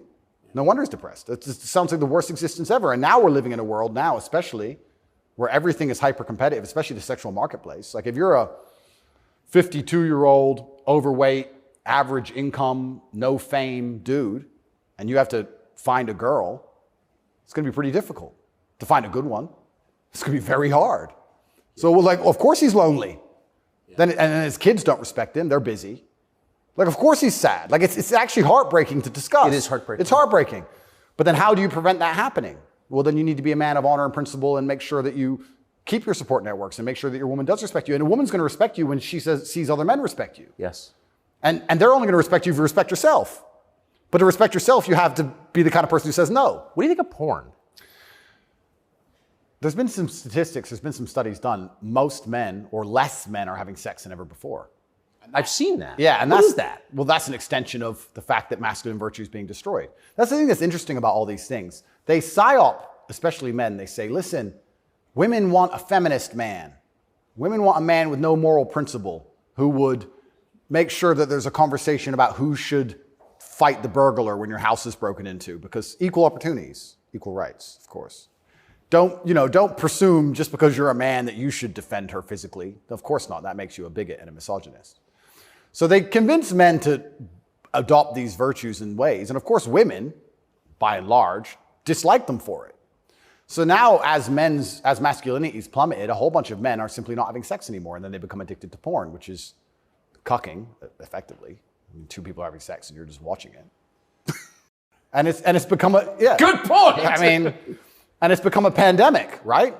So men are replacing genuine sexual relationships with just the computer screen and porn. And it's becoming a very, very big problem. And that's also exasperated by the fact that I think the sexual marketplace has become globalized. This is the thing I say to young men. A lot of men come to me with problems, and my only answer to them is masculine excellence.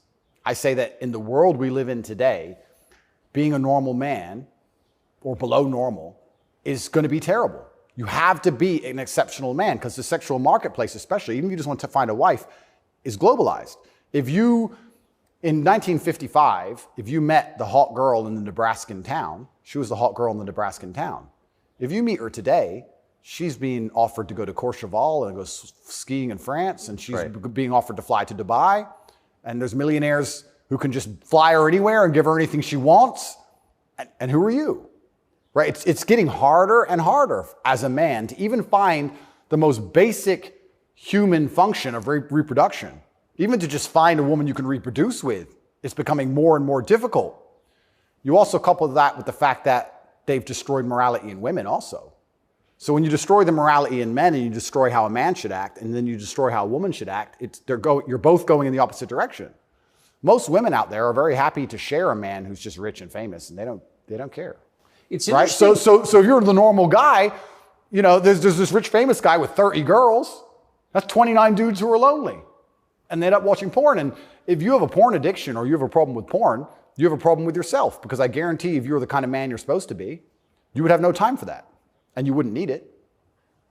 I can confirm that's absolutely and utterly the case. Yeah. So the fact you even need porn shows there's a problem with you as a man, because if you were the kind of man you could be, and I genuinely believe that any man can become anything, then you'd have unlimited sexual options and you would have no interest in that. And I do want to make this clear to the world, because there's a bit of a misconception about my story. My father was in the military, and then he left to become a professional chess player. He was a traveling chess player. You don't make money with that.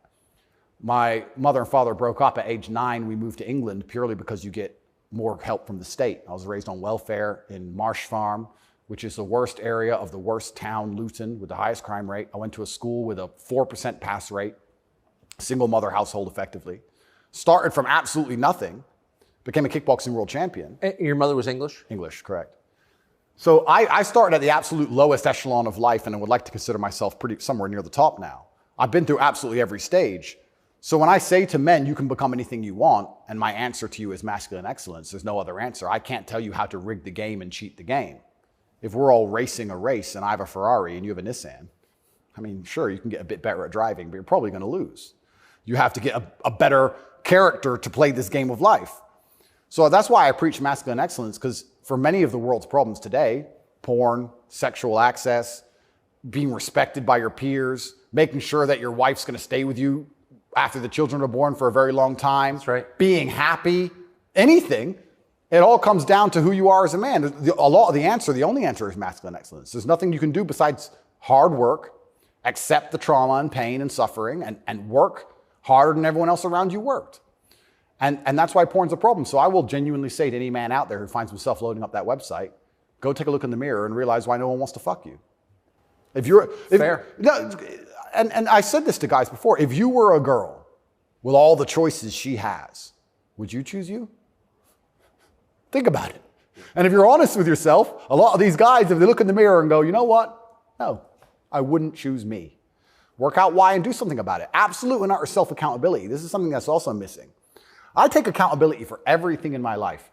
Even going to jail, although it was unfair, although it's a matrix attack, although it's garbage, it was my fault.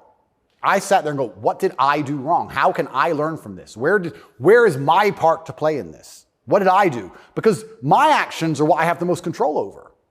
I have self-accountability for everything. If a woman doesn't want to sleep with me, I don't sit and say, women are this way, society's that way. I just sit and say, okay, why? What can I change? So any man who's loading up porn needs to go have a long conversation in the mirror and realize that he's not desirable or as desirable as he should be or could be. I come from absolutely nothing. I'm mixed race. My father was black and my mother's white. So statistically, mixed race, single mother household, bad area. I ticked every box to end up in jail. I ended up in jail for the wrong reasons. I guess you fulfilled your destiny. Can't escape statistics. I ticked every box to be a delinquent, and I refused to be one. I absolutely not refused to be a delinquent. I said, no, that's not who I want to be. I want to be a superhero. And I know the only way to be a superhero is to, one, suffer, like Batman did, his parents died, and two, work hard. What does your mother think? My mother's exceptionally proud of me. She still worries because mothers worry. But even when we were in jail, she said, well, I know you're both strong. So, like, she knows she has men. She knows she has, That's pretty great. Yeah, of course. And I think that's what, I believe especially also, I think a man has a duty to his last name. I think we carry the last name. We have a duty to our last name. I am a Tate. I am my father's son. The reason my father is discussed so heavily is because of my monumental success. I keep him alive via my success. I would love to think my son does the same thing. Yes. They will talk about my son in a way where they're so interested in his life path that I must be discussed by extension, and then I live forever. So I have a duty to Tate. I have a duty to my last name. I must perform. And this is what I said to my mother on the phone. I'm a Tate. It's fine. Oh, but the conditions are bad. Yeah. That's life. And even as a man today, you're waking up, you want to load up a porn website. You should have respect for your last name, and you should sit and say, is this who I am? Is this what I do? A lot of this comes down to the things we discussed at the very beginning. Self-respect, honor, dignity. Well, you have no dignity? Well, I have too much dignity for that shit. And a lot of these men have no dignity, no self-respect, and it's all an extension. It extends of why they're never going to be who they could be, and also what they do to cope with that. And yeah, porn is a coping mechanism. What do you think of women? I think women are some of the most powerful people on the planet, firstly. A lot of the conversations we're having, most people don't understand that women are the gatekeepers, and women are the ultimate judges. Women are the ultimate judges, especially of sexual access, right? So when I say that maybe 40% of the letters I got in jail were from women, just love letters. Perfume on them and kiss marks. And the traditional masculine role is still respected and loved by so many women. If you were to ask the average woman on the street who hasn't lost her mind what she wants in a man, she would like to be financially provided for, physically protected. I love women. I think they are the most powerful and precious things on the planet. They give life. But I believe that when you love a woman, you should want to protect her and provide for her and take care of her. I don't believe you love a woman by wanting to do everything she says and cucking to her. I don't believe that because I love women, I should have no standards on what I expect in a woman. I don't think loving women is sitting there going, a woman can do whatever she wants to me and I put up with it. I don't think that's loving women at all. I think loving women is saying, I'm going to be the best man I can be. And the only way I'm going to be a good man is with a degree of standard. And I'm going to be the best man I can be for you. And when I say these things, I get attacked for being a misogynist. Because well, how is that? I think misogynist means someone who hates women. Correct, because I have conversations with women who are, let's say I've done some podcasts with women who are very promiscuous. And I've explained to them that since the dawn of human time in every single society across the planet, promiscuity in females has been frowned upon. Yes, that's true. It hasn't been frowned upon in men, but it has been in women.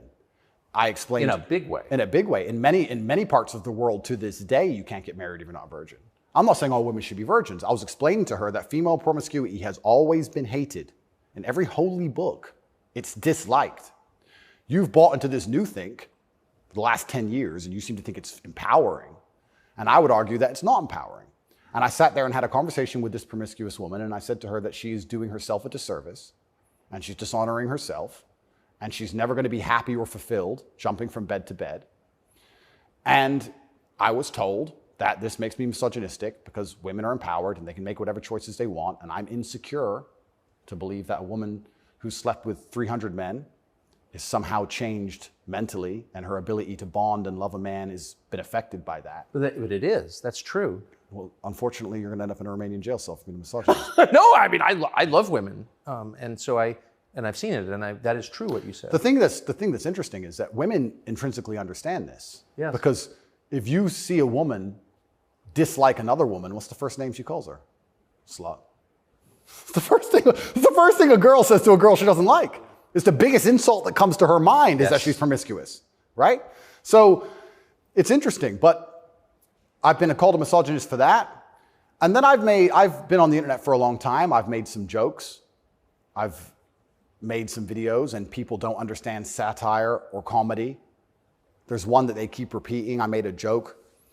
Next to my bed, I had a Glock, like many people do, and then I had a knife next to my bed, and there was a comedic skit where it said, "The girl caught me cheating, and she picked up the knife, and I slapped it out of her hand and said, 'You still love me?'"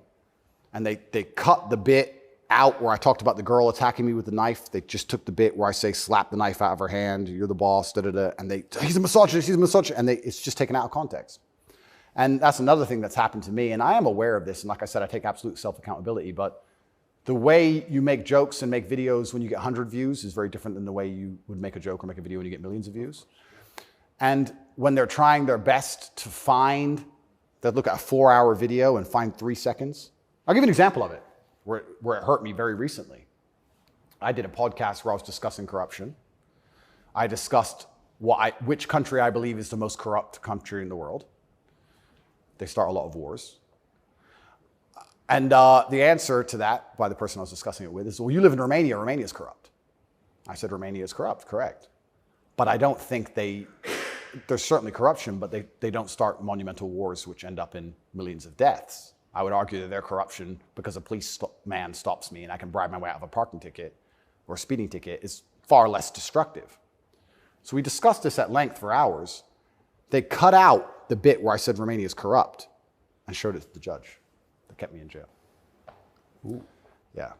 So, and that's my problem in a nutshell. Long format content, people will find a little bit, edit it up, and try and attack me with it. And that's where this whole misogynistic things come from. It's either from me arguing with promiscuous women on podcasts designed for promiscuous women to argue their point, and I destroy them so flawlessly that I'm a bad person, or something taken out of context.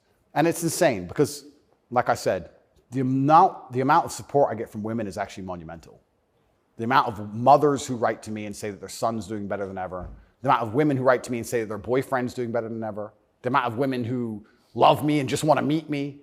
This idea that I'm hated by women is probably the biggest lie about this whole story. I don't want to brag, but I can assure the world that's absolutely not true. I had thousands of letters of support from women. In fact, there was one girl, never met her. She would play love songs from her car outside the jail. So she'd put the music on and play love songs. And I managed to tweet out via my cousin the songs I wanted to listen to. Whitesnake, Is This Love? And and she'd play them for me. Never met her. Don't know who she is. So you're in a Romanian prison cell requesting Whitesnake on the radio in the car outside. Correct. And some girl would pull up and put kind of a surreal moment. Put her speakers on full and play me my love songs for a good 3 or 4 minutes before the police would come and make her move. I got a song a day. But yeah, this idea that I'm universally hated by women is insanity. That's not true. So you said you're a mixed race. Your dad was black, your mom was white English. What do you make of the race conversation in the United States? I think it's they're trying to put fuel on the fire, and they're deliberately trying to accelerate division. This is what I believe. I think that if a black billionaire and a white billionaire meet somewhere, I don't think there's much conversation about race. I don't think... No! I don't think there's any racism. No. Interesting, no? They're not that interested in the topic, actually. They don't care. Right. Right? But amongst the lower echelons of the populace, they seem very interested in trying to turn us all on each other. Yes. I wonder why that is. And I wonder why they deliberately make laws and push media matters which are designed to do exactly that. I wonder why that is. We can sit, and I have my own theories. But I think what certain people in the world would be most afraid of is the white people of a certain economic class and the black people of a certain economic class shaking hands and saying, this is bullshit. I think that would be very intimidating for them. So it's certainly accelerated. And it's also very interesting because as a mixed race person, I will also sit and state, I don't look particularly black. Most people can't guess where I'm from. I've had more discrimination against me for being a straight male than I've ever had for my skin color. I've had more people look at me or have problems with me purely because of my sexual orientation and my generally masculine essence than I've ever had anybody say anything about my skin color ever. And I'll also say, if somebody has a real problem with my skin color, who cares? If someone's that ignorant, who gives a shit? Like, it's also, I do find it amazing they manage to psyop people into being so brutally offended by it. If someone were to come up to me and say, you're not white, I'd say, correct. Have a nice day. Who cares?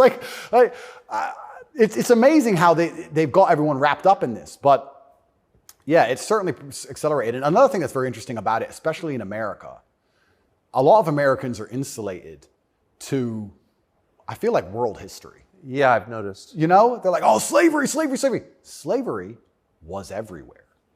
Every country had slaves.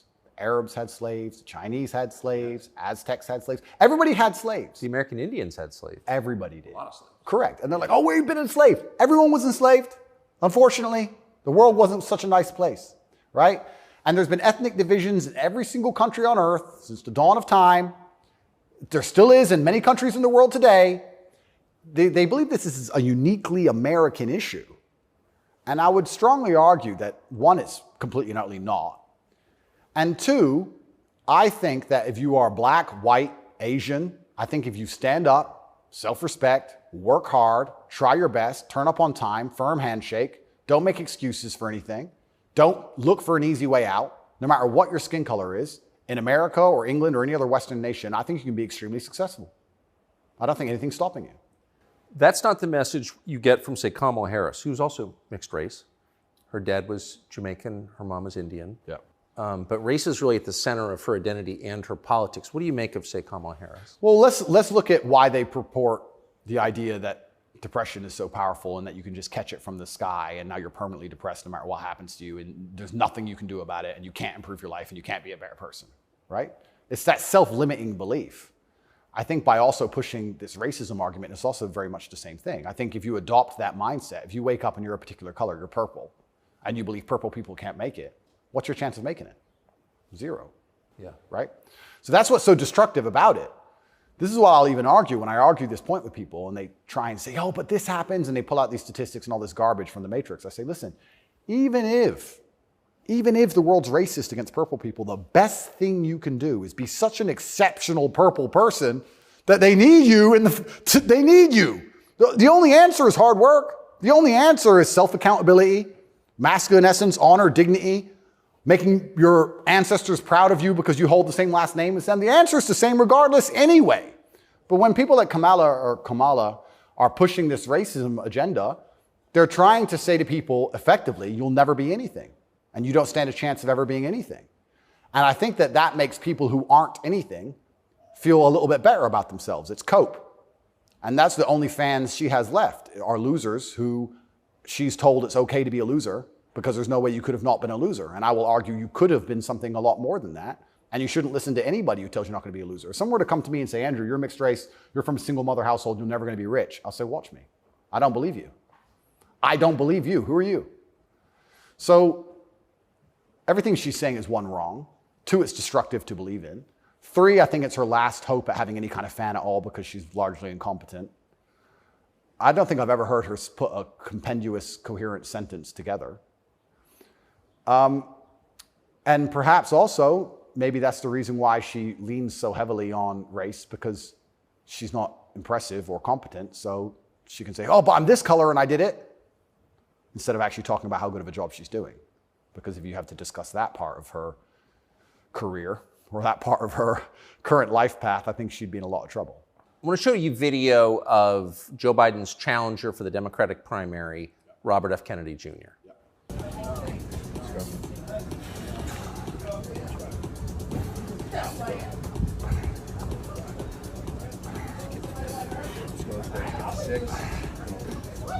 Run it. Let's go. Up. What do you think of him? I think a strong body is a strong mind. I don't think there's anything wrong with a man exercising up until the age he dies. Why wouldn't he? I think that the bottom line of masculinity since the dawn of human time has been a propensity and a capability for violence. I think that's what makes a man a man. I don't see any possible negative connotation with being in good physical shape. I think that's a fantastic way to show discipline, which is very important in any man who's important, especially a world leader.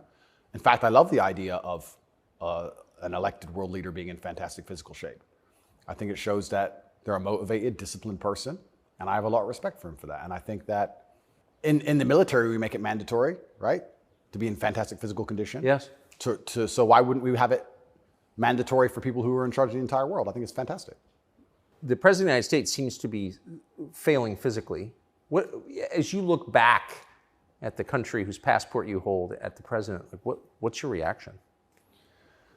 Well, sometimes, and it's not very often, I consider myself ignorant, but I feel like there must be some magic I missed, because wasn't he the most voted for president in history? Oh yeah, billions of votes. Yeah, there must be some magic I just can't detect, Tucker. I don't want to. More than Barack Obama. 81 million votes. It's insane. And I mean, Barack, yeah, sure, he was very intelligent, articulate. Yep. He was concise and compendious with his ideas. He could make you understand how he thinks. Yes. But Joe must be better in some way. I can't seem to see how, and I guess the fault is with me. I don't know what to say about that one. It's one of those lies that's so ridiculous that you're just like, okay. He got more votes than Barack Obama. Shut up, he did. Shut up. Excuse me. I want to get your take. This is sort of small ball, but it I think tells you something about a larger trend in the United States. This is a state senator from the state of Wisconsin in a public hearing recently saying, in a discussion on a crime bill, fuck the suburbs. Here she is. Fuck the suburbs. Because they don't know a goddamn thing about how life is in the city. What is that? There's a hostility there. Where does that come from? That comes from being a perpetual victim. That comes from being told that everything that's happening to her is not her fault and she has no self-accountability. Even though she's managed to become a senator, somehow she's still oppressed. And that means that everyone else who looks like her is also completely and utterly oppressed. And anybody who has a slightly better life in any way is, by extension, a bad person because they weren't oppressed. Yes. And that's where the hate comes from. The division's put there by these mindsets which are being purported by the people in charge of the world, convincing you that you have no control at all over your own life. And that's why she's so resentful towards people who have done well in life, not even as well as her. Right. I would also argue, perhaps I'm incorrect, that she probably lives in a suburb. Of course she does. So she's a hypocrite on top of that. Yeah. But hypocrites are, the fantastic thing about being a hypocrite is if you're a hypocrite with a little bit of power or influence, you're allowed to be a hypocrite because you're spreading information on the larger problem. In fact, this is actually interesting. One of my funnest things, I'm going to announce this here on your show for everyone to know, this is a world exclusive. I want to become a climate change activist. Because when I was younger, people would say, what do you want to be when you grow up? Do you want to be a fireman? Do you want to be Batman, et cetera? And I wasn't sure what would really make me happy. But now I'm ultra wealthy and I fly around on private jets all the time. I think that now is the time for me to become one of those hypocritical climate change activists. 100%. It's going to be super fun. Well, as your carbon footprint grows, your concern about carbon footprints grows. Absolutely. Eat the bugs. Sell your car. How dare you eat meat? On my jet, of course, I have meat, but I'm allowed to be a hypocrite because I'm spreading awareness for the overall problem. It's for the greater good. It's for the greater good. I have to get to the climate change activist meetings. So, which happened to be in Switzerland, I noticed. of course. So, although I'm flying on, well, before this arrest. They're never in New Jersey. Never. So before this arrest, I was on about 3 or 4 jets a week. But every single time I was flying on my private plane, I was extremely concerned about the carbon footprint. Of course you were. And so I am now a climate change activist. I just want to let the whole world know. Because once you get to a certain level of power of influence, you're absolutely not really allowed to be a complete hypocrite. So you're allowed to live in the suburb and then tell everyone, fuck the suburbs, and pretend that you're oppressed when you're a senator of the most powerful nation on the planet. Because it's a logic fail on every level. So one of the human activities has got to produce the greatest carbon footprint is, I would think, war, right? I would think so. Diesel-powered machines, munitions going off. So I was a little bit surprised to see Greta Thunberg with Zelensky this morning. What's interesting to me is this. Firstly, I would never kill myself. Secondly, imagine these people are so detached from reality. Imagine going, you know what we need to do? Brainwave.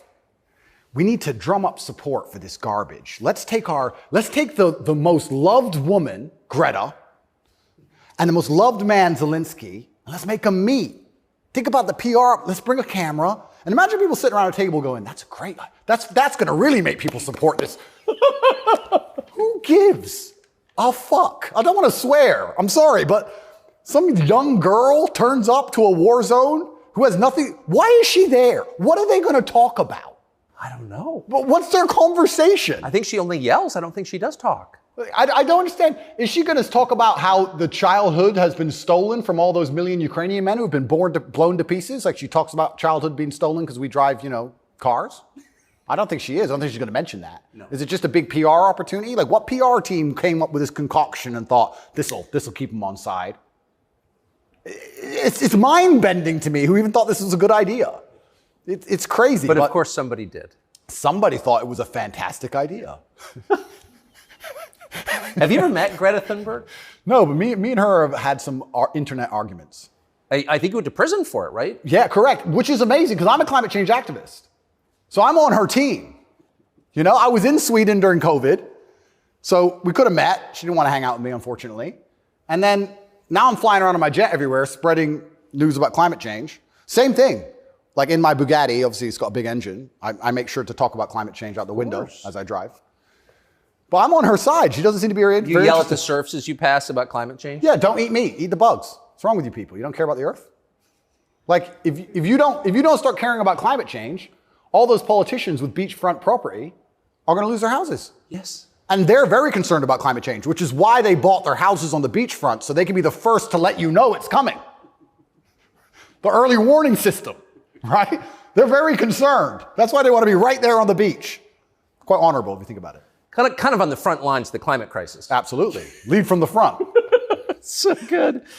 But one more point about this. Sorry to go on and on. No, I love it. But when I say these things, people, you don't care about the environment. And I try and explain to them, I love nature. You love hunting, fishing, you love nature. I love nature. Passionately.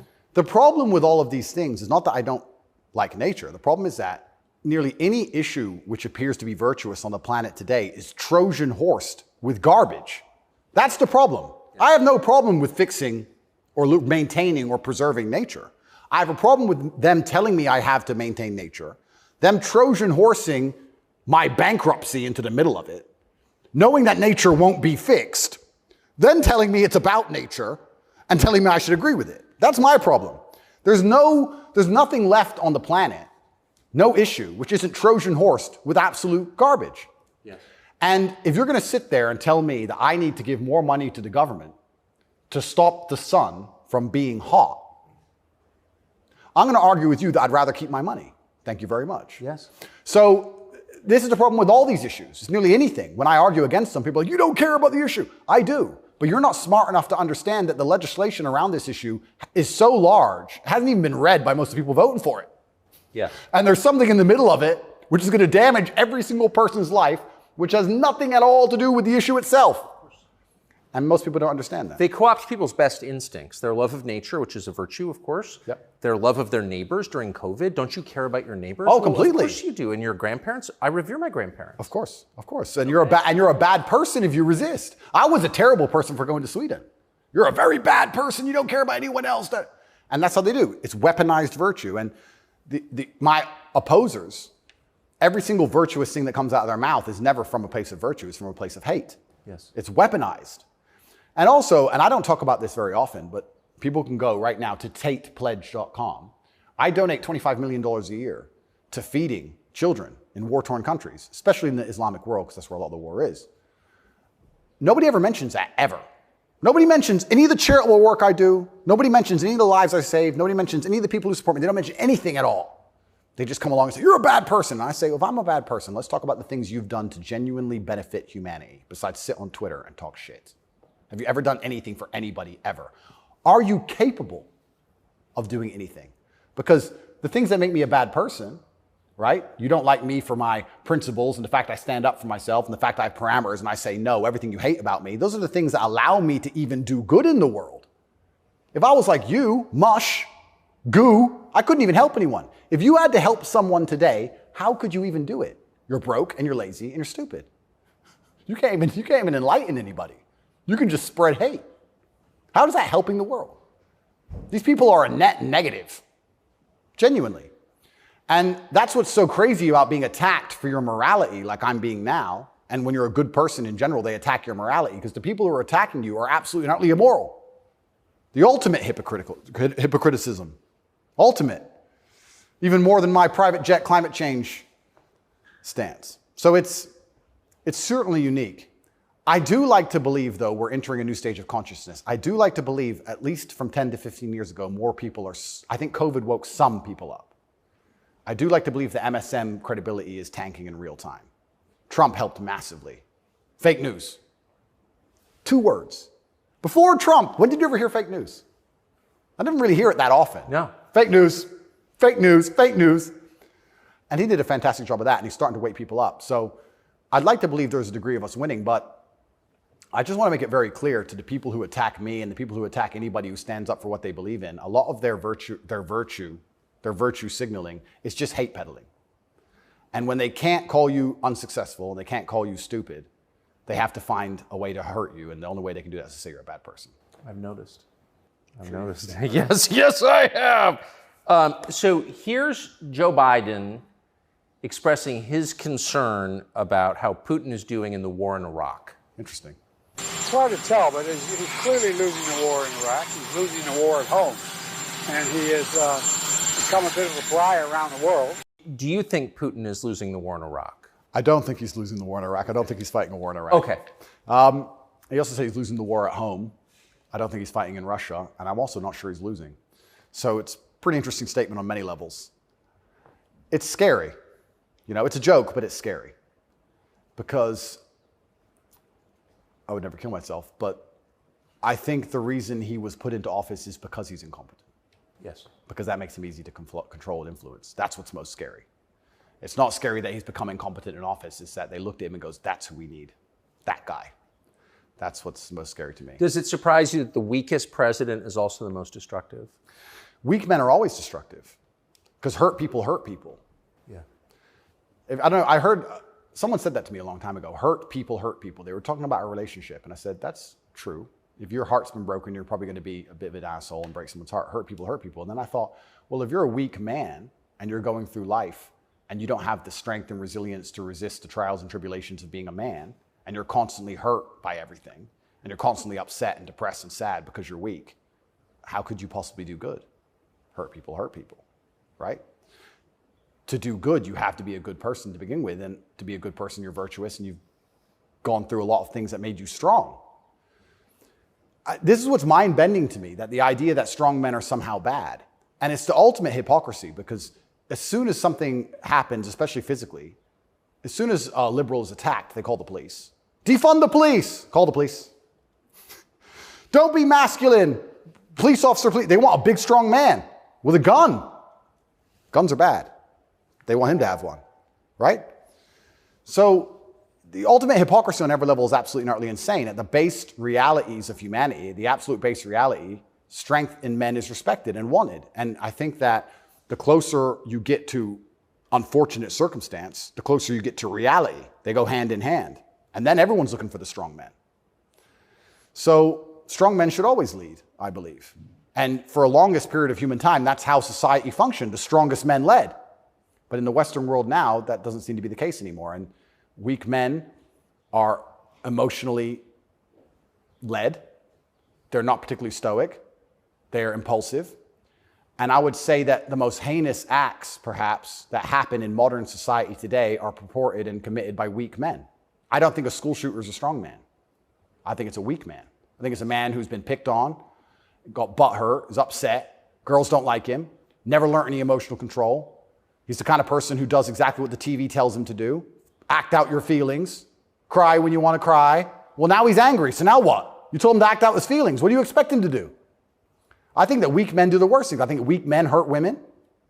I think weak men rob stores because they don't want to wake up and work hard and go to work and do it the honorable way. It's a weak man who goes and steals. It's a weak man who beats the shit out of a girl. It's a weak man who shoots up a school. This is all weak men stuff. And society as a whole is telling men to be weaker and weaker, saying it's somehow the solution to everything because being a man is toxically masculine. Being a strong man is bad. It's toxically masculine. To be a good man, you have to be a very weak one. Well, look at the most heinous acts that are committed in society. Show me a strong, honorable, virtuous man of principle who's doing any of this stuff. So weak men commit the atrocities in this world. Absolutely they do. And it's weak men who also attack anybody of virtue because I think when you're weak, you're intrinsically unhappy. Yes. I don't think as a man you can be happy if you're weak. I think happiness and strength go hand in hand. Yes. I think that's how we're supposed to be, right? Even strength of mind, strength of conviction, strength of something. If you're weak, you're going to be miserable. So I do find satisfaction in the fact that most of the men who truly dislike me are miserable and weak. And also, like I said earlier about women being gatekeepers, women are fantastic. Women are they're like a barometer for society. I would say you can measure the strength of a society or the virtue of a society or how decayed a society is largely by the actions of many women. I'd like to argue that point. I can argue that point in many different ways. But women really want their man to be strong. Of course. They will punish you for being weak. And I'm not saying you can never cry to your woman. I'm not saying you can never open up to your woman. But there's going to become a time where she expects you to just be capable. There's a problem. And even if you don't know how to fix it, your job as a man is to say, I'll handle it. Even if you have no money and no hope. And to go find a way to fix the problem. If you're weak and go, I don't know, she becomes very resentful towards you. And she'll punish you for that weakness. And I think what she's trying to do on an evolutionary standard is inspire you to man up because it's your job to protect her, isn't it? Of course. So if she sees you and looks at you and doesn't see you as a man who can protect her, she can't respect you. So every survey of female happiness in the West shows just a straight decline since about 1970 till now. Women are becoming less happy in the West. I think it's very obvious. What accounts for that? How can you be happy when all the men around you aren't men, right? We are the most beautiful union that God has possibly created on the planet, a feminine woman and a masculine man. It's the most beautiful union that can possibly exist. It raises children the best. Both parties are happier. Both parties gain. It's a net positive for everybody. There's no negative. There's no downside. But if you destroy one side of the equation, then the other side is going to be completely and utterly miserable and unhappy. How as a woman can you be happy if you can't find a man who you believe can protect you, provide for you, sticks up for you, has morals, has principles? There's none of those men left. So then what they do is just go from man to man trying to find it. And by the time they've been through enough men to maybe find someone semi-close to it, they've been through too many men to ever be happy. And then you have the absolute destruction of Western society. We talk about why men don't get married anymore. I can tell you why I wouldn't want to get married in America. I don't see the point in being married to a woman who's had so many partners before me that she can't properly pair bond with me and then giving her the opportunity to financially destroy me. I think that would be a bad chess move. And I do believe in marriage. I think society would be better if everyone was married. I'm saying that if you're living in an immoral society, being a moral person, if you're not careful about it, you can get wrecked. If the game is rigged, you have to be very careful if you play it. So how do we encourage men to get married? Well, they need to be worth marrying, but so do the women, right? So everything's decaying on both sides. Everything's spiraling. One of the reasons I also got called misogynistic, and I'll say it here, I argue the point that for the longest period of human time, evolutionarily, women had to adopt and find a way to take the ethos of an opposing tribe perhaps quicker than a man could because of war. If the men would fight and a tribe lost and the women survived, they had to change how they thought to fit in with the new tribe to survive. Yeah, because they'd be carried off. Because they'd be carried off. Of course. Like the French women were sleeping with Nazis towards the end of it. Towards the end of Paris occupation, all the French women were sleeping with Nazis. When the Nazis got kicked out, the French women had all their heads shaved because they got caught hanging around with German soldiers. The German soldiers killed their husband. 3 years later, they need to eat. So the German soldiers have a wage. He's handsome. It's amazing how quickly they can adapt. And that's for their own survival. That's fantastic. But then if you extrapolate out and you understand that to be true, then you also understand that women are more susceptible to programming to a degree. I got called misogynistic by saying that if you sit 100 men and 100 women down in front of propaganda, I believe that women are more likely to believe a lot of that. I think a lot of liberals are female. They're more emotional. And it's easier to convince them of something if you use an emotionally led argument, right?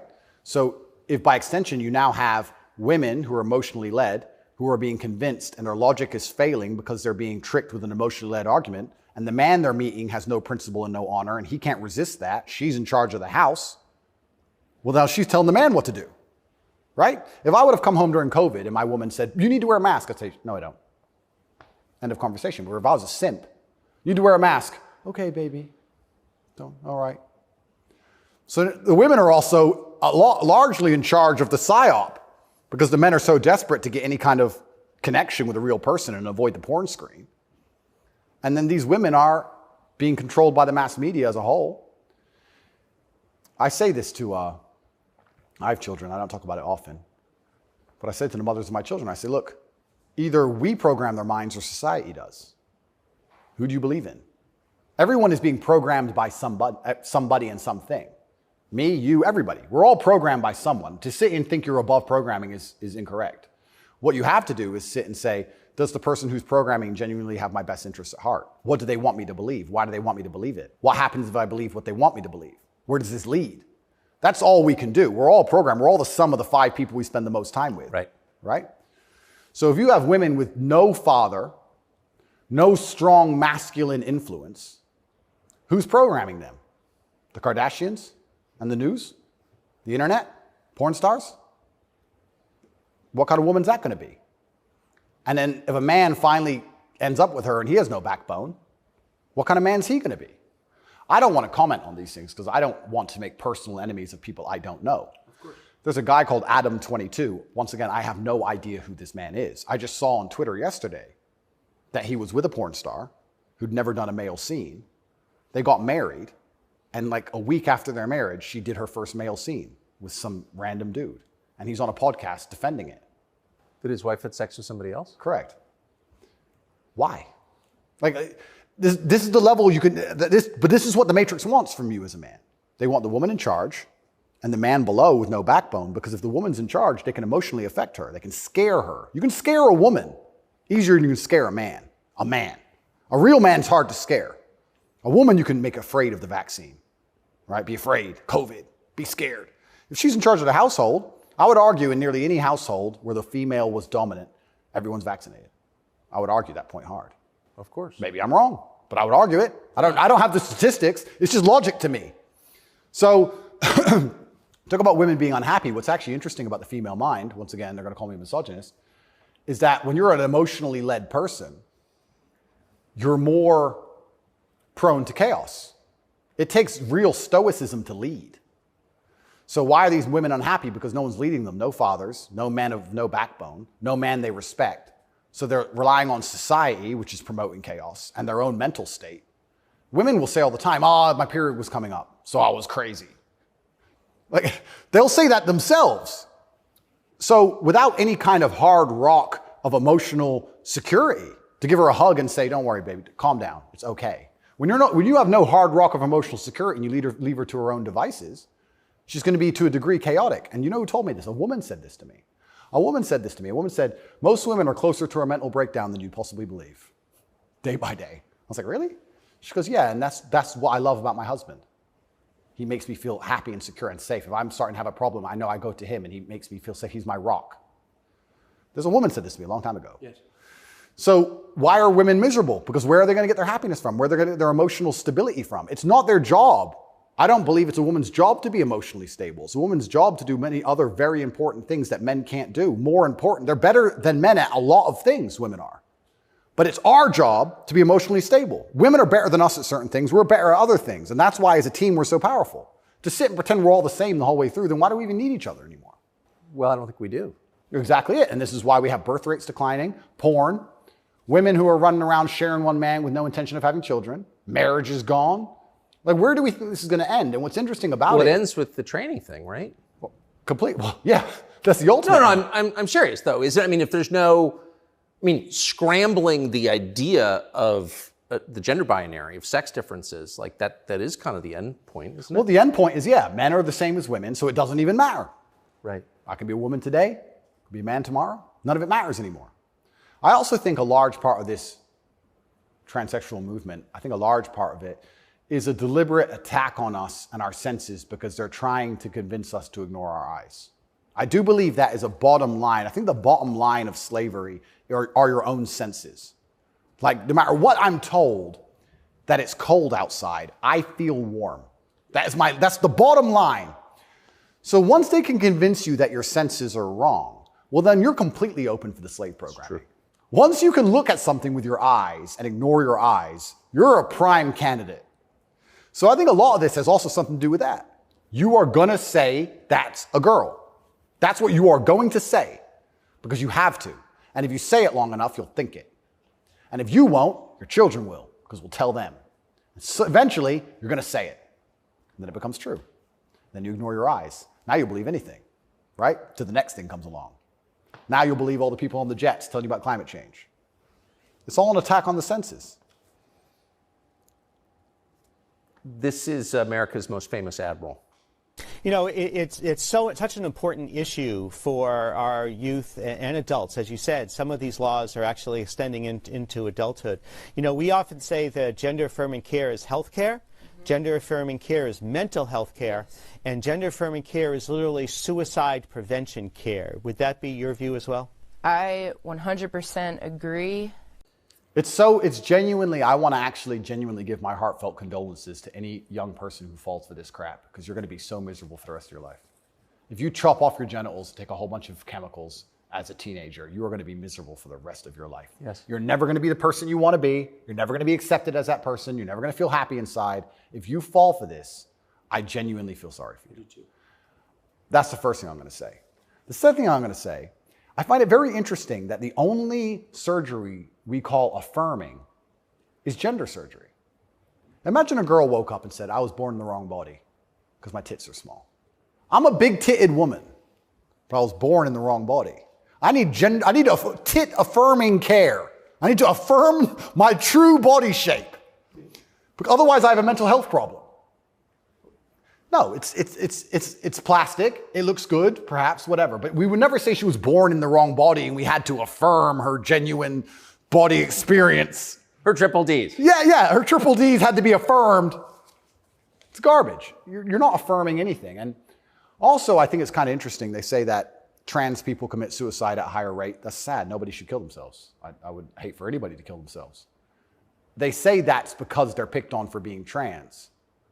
I don't know why anyone's ever had the argument that perhaps they have a mental instability before this trans stuff, and that's why they're more prone to suicide in the first place. Seems like an obvious explanation. Seems like an obvious explanation. I don't think it's normal for anybody to want to mutilate themselves. I think if someone were to come to me and say, I really want to cut my hand off, I would think they had a mental illness. Why? Don't like it. What do you mean you don't like it? I don't like my hand. I don't want it. I would think that's very concerning. So I really, truly feel sorry for any young people who fall for this. I don't blame them. I think it's a massive psyop. And I think if you fall for it, you're going to be miserable forever. And one more point I'll make on this whole thing I found very interesting. I'm a professional fighter, so I spent a lot of time in Thailand when I was fighting. Kickboxing was big over there. And I've always thought, no one's ever mentioned that Thailand has a bunch of ladyboys, right? But if you say to a ladyboy, are you a man or a woman? She goes, I'm a ladyboy. What's that? I'm a man, but I'm a ladyboy. They don't see themselves as women in the real sense of I am female. Right. They don't want to compete against women in sports. They don't want to pretend they can have kids. They don't talk about having periods. They're like, oh, I'm a ladyboy. It's like kind of like an in-between. It's got its own thing. India has the same. Yeah, it's fine. Nobody over there is genuinely arguing that they are actually female. Only in America are we doing that. And that's what's the craziest thing of all. Even if you truly, truly believe you need to change gender, and you truly believe it's the right path for you, and you believe you're not being psyoped, and you believe you're going to be happy, and you believe you need to mutilate yourself, that's all fine. But then to come along with the hubris and arrogance to tell me that I have to pretend you're something you're not, yes, biologically. That's right. That's absolutely and utterly arrogant. You can't tell me what I have to call you, right? I'm allowed to come to my own conclusions and opinions. And the whole point of being a human is that we've gone through life long enough to identify patterns. Imagine humans didn't identify patterns. One person went and got ate by the lion. You watch it happen. Then you go for a turn. Like, no, you work out over time. Don't go near the lion, right? If I look at a person who's 6'4", muscularly built, right, with a big jaw and a beard, my brain and my life experience tells me that's quite often a man. That's very often it is. Very often. That's the conclusion I've come to. To come along and say, no, because I've decided to do X, Y, Z, you have to ignore all of the patterns you've identified throughout your entire life and everything you believe to be true. You have to throw away all the science and your entire worldview and everything about how you view the world. You have to eject that from your brain and call me what I want to be called is extremely arrogant. And if I went through the world and said everyone had to call me King Andrew, they'd tell me, shut up. Why? If they can get called whatever they want, I should be able to get called whatever I want. I want to be King Andrew, #1 savior of Earth, climate change activist. That's what I want to be. And if anybody calls me anything else, they're a bigot. That's what we're going to do. If we're going to go down that path, I'm going to make sure that my title is good. Lord of all beasts of the land and fishes in the sea. The most honorable man who's ever lived. The fastest human alive. Who cares? Doesn't matter that I can't run fastest. It doesn't matter. Tucker, I'm the fastest human alive. You must affirm my belief. I'm the fastest man alive. Greatest man in show business. Sorry, Tucker. Best political commentator there's ever been. Let's just go down this path of insanity. Why not? Walk around with stickers on our head. It'd be great. It'd be fun. The scariest thing about all this stuff is that the world is still polarized to a degree because there's certain places in the world which are too close to baseline reality for survival, for any of this garbage to fly. You think you can go to Tajikistan where people are trying to eat and talk to them about gender and all this garbage? They'll be like, listen, you're a man, this needs doing. Shut up, right? There's no time for any of that. So as the Western world is self-destructing in real time, there are places in the world where none of this crap is happening. So who's going to own the world in 100, 200 years? Like, it's still competitive to a degree. It's still bipolar. There's two sides to the world. I think that when men are men and women are women and we stop arguing about dumb shit, that society overall is more competitive. I don't know how America is going to maintain its influence over the entire planet when it's doing all this garbage. How long can this possibly last? Not long. Not long. It's like the fall of Rome. The fall of Rome, everything became decadent, endless sex and orgies. No one had enough faith in the state to join the army anymore. And people talk about barbarians destroying Rome. Rome was destroyed from the inside. That's what happens. And we're witnessing it in real time. And we have all these problems on Earth, and then they want to spend millions and millions of dollars on an investigation to prove that I'm a human trafficker for TikTok. It's clown world. Nothing even makes sense anymore. This is a video from a recent Pride March in New York, and I'm interested in your view of it.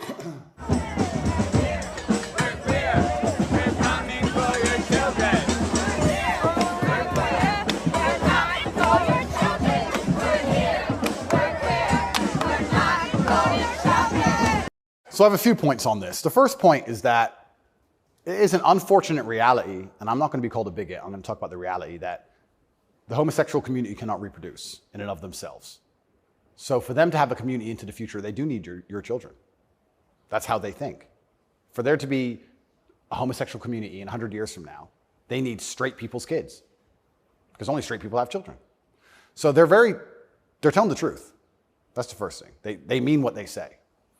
The second thing is, I think a lot of this is an attention grab by them. I think they are slightly disappointed in how tolerant many people actually are.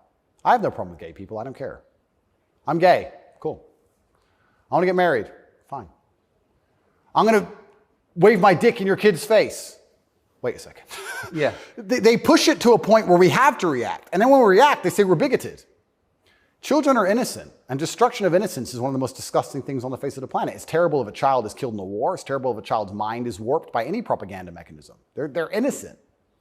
What I don't understand is why, imagine heterosexual men walked around naked saying we're coming for the children. Well, someone gets shot. Absolutely. So why is it when For you good reason. Completely. So as soon as there's this sexual orientation, they're completely protected. And I think that the whole point of having children as a whole is to instill them with your worldview. I know if I have children, I want them to be like me. We just talked about my last name and how I want them to honor me into post-death. Then I want them to be a representation of me, which means they should believe in my values and my creeds. Why is a group of people in New York walking around telling me what they're going to teach my kids and what my kids should believe? They're not your kids, they're my kids. Right. And that's what's so scary, because children are impressionable and children are raised by the state and the internet, effectively, which is why they want me off the internet. But they'll let a lot of people stay on the internet that say a lot about a lot of things. I'll argue that if I was transgender, the American embassy would have told Romania they were bigoted and removed me pretty quickly. I would genuinely argue that point. They would say, no, what you're doing is abusive to the LGBT community. He must be removed from jail. Of course, immediately. Immediately. But because I'm straight and heterosexual, it doesn't matter. We're the class that suffers the biggest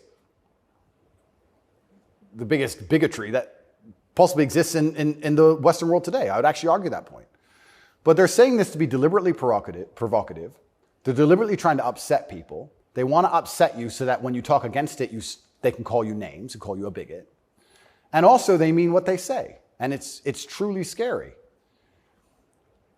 I'm obviously a Muslim. I'm Islamic. What most people don't understand about a lot of the Islamic world is that a lot of these things are outlawed, right? But people say, so gay people can't go there. If you go to Dubai, you will see gay people. If a guy wants to be gay and do whatever he wants to do with a full-grown man in his own house, I don't care. And you can tell. You might have a waiter who's gay, whatever, etc. The only reason it's outlawed is not to stop a full-grown man meeting a full-grown man and doing what he decides to do. It's outlawed to prevent it bleeding into society and affecting the culture where the children are affected. That's why it's outlawed. And I'm not saying it should be outlawed in America, but what I'm saying is if you're not going to protect the innocence of children from any ideology, and if the ideology is deliberately targeting children because children are more impressionable and more capable of believing in things which simply aren't true, perhaps a man looking like a woman or vice versa, then that is a dangerous ideology that should be very closely examined. Well, if you're not going to protect children, or if you're going to encourage women to fight your wars, why have a society in the first place? Well, this is another Isn't thing. the whole point of society to protect women and children? You know what's really interesting? I argued this point once. They were talking about how the West is a patriarchy and it's so terrible to be a woman in the West. And I'm like, well, where's better to be a woman then? If it's not the West, please tell me. Pick another country besides America where you'd rather be a woman. It's garbage to begin with, but you're saying, America's a patriarchy and Americans are all misogynistic. And men are so bad and women have been oppressed since the beginning of time. It's always been a patriarchy. If that's true, why don't women fight our wars? Think about it. We can get the women of our country and the women of another country and let them go die in a ditch. And us men can just sit around being patriarchs. Why do we have to go die? Why do we have to go get our legs blown off? No, because we're a patriarchy. Women can go suffer. Or do the women get to stay at home and we go suffer? How is it a patriarchy? Right? So that's garbage to begin with. But I think, genuinely, to go back to that point, any ideology which is waking up and saying, our worldview is so extreme, the only way we can truly ensure it exists into the future is to find the most susceptible people on the planet to program and attack their minds, children. I think that's a destructive ideology and should be very closely looked at. And it doesn't matter if it's LGBTQ or anything else. I think if you sit children down and pump propaganda into their brain, and that's the only way you can get what you want, then there's probably something wrong with your ideas because you're afraid to challenge them with a grown adult. You don't want a fair fight. You understand? They don't want a fair fight. They want to sit with a child who has no idea what he's talking about and tell him that men are women and vice versa, and just completely confuse the poor child because they don't want a fair fight against a rational adult. And that's scary. It doesn't seem a huge improvement over, say, ISIS to me. Absolutely. That's how do you convince somebody to blow themselves up? Well, you find a young man, teenage boy, and you program his mind. Exactly. And it's exactly the same thing. They don't try and convince an older man to blow himself up because he's going to sit there and go, well, why don't you blow yourself up? And then there's an argument. You go find a young, susceptible person, right? And that's what's so scary about all of it. And it's also kind of funny that like this whole LGBTQ thing is also linked to the patriarchy, also linked to all this other garbage and all these other false narratives and false ideas. And it's these people who are attacking me saying, I'm dangerous for women because I'm a misogynist. You're dangerous for women for pretending men are women. You're more dangerous for women than I am. I'm saying a man's a man's, a woman's a woman. You're saying that if I put a wig on, I could go punch women in the face in the boxing ring. Who's dangerous for women? It's insanity. And again, they have no virtue at all. They just weaponize garbage and attack you with it. But I do think that children have to at least be the bottom line for society. That's the future. And if you have children at home, you're raising them. And if you struggle to feed them, the government doesn't care. They are yours and they're your problem and your responsibility. And you deal with all of the stress and all the worry of them being out late at night and all the responsibility of taking care of them. And you went through hell for them to exist. You don't owe their minds to anybody else. You don't owe it. So there has to be a point where you stand up and say, no, I raised this child. It's my child, not That's yours. my child. It's not yours. Absolutely. What do you make of Julian Assange? I think that it's crazy. It's the number one way to shut up the BBC, that's for sure. To mention him. Say, oh, you're a journalist. You care about journalism, do you? You care about a fair and independent story. Why is Assange in Belmarsh? Very interesting. What do they say? They don't answer. They try and change subject. They always do. I did it. I stole it from the Azerbaijani president. He started it. I saw that. Yeah, it's great. Do you know him? I don't know him, but I've seen enough of his interviews to like him. Me too. Yeah, I like him. And this is what I'm saying about the world. There's so many places in the world where they still live very firmly in the real world. All of this garbage is just the result of the very simple, easy lives that we have. Inside the movie The Matrix, which I recommend you watch, the agents say, we tried to create a utopia for the human mind so that your mind is in a utopian state and your body can just be used. But the human mind rejects utopia. We created the world in 1999 at the pinnacle of human civilization before machines took over because the human mind needs struggle and it needs problems. Otherwise, it rejects it. Yes. And I kind of feel like there's a whole bunch of people trying to just find problems and find struggle in their lives because they don't have enough motivation to do something that's genuinely difficult, like, help people. But they can't live in this state of complete vegetation. That's right. Then they wake up and say, oh, I'm oppressed. My pronouns. How much energy must it take to go through life trying to correct every person you interact with to call you Z? Think of the calories burnt. I can't think of a bigger waste of time. Think of the calories burnt. Every Starbucks employee, it's actually Z. Correct.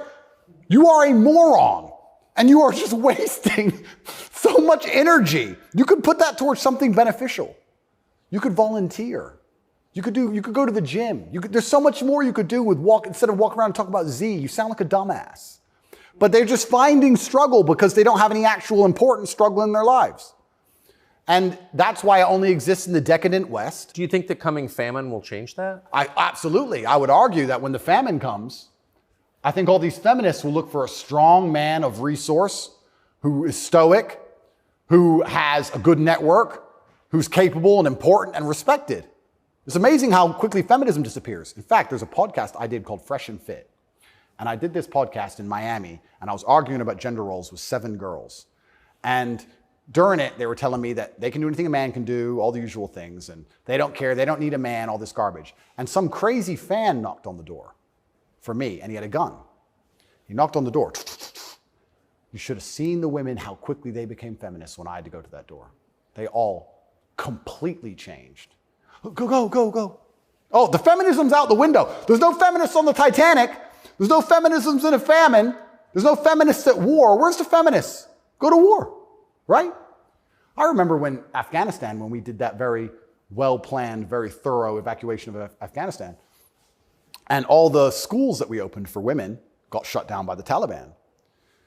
And I was having this conversation with someone, and I was saying, okay, well, you're an Afghan man, right? You've been hired by the Afghan Defense Force, and America's now left, and you have a meager wage, and America's left, and the Taliban are coming, and you're standing outside of the school with your AK, and they're coming with whatever they've got, and you're looking at the school going, do I really want girls to go to school that bad? Not really. Just put it down, you walk off.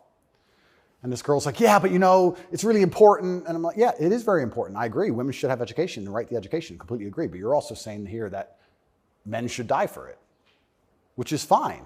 I'm not saying that that shouldn't be the case, but I'm saying that you should give men the respect they deserve for dying for your education. Because it's not the women who are going to defend that female school, it's the men. So if you're going to shit on men all day long and say we ain't worth anything until a war comes, and then you want us to go die? That's interesting. When the famine comes, the closer reality gets towards baseline survival, the closer we become towards our gender roles, because it's the only way we can be competitive. If you took 10 men and 10 women and stranded them on a desert island, the men would be men and the women would be women, because if they didn't, they would die. That's the bottom line.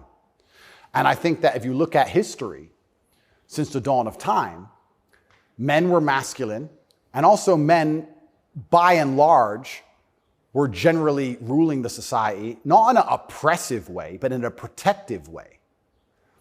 And I think that that means that makes the society most competitive. And my argument for that is that if you name any society since the dawn of human time, men were protecting women, providing for women, and basically in charge of the society. And these are societies that never met. So it can't be an idea that spread. The Ming dynasty and the Aztecs, they're pretty far away. But that's how society was most effective. And when feminists argue with me and say, we need a society run by women, I say, well, that's never, ever happened. And if it has happened, they got destroyed so quickly, they never had a history. We can't even name one.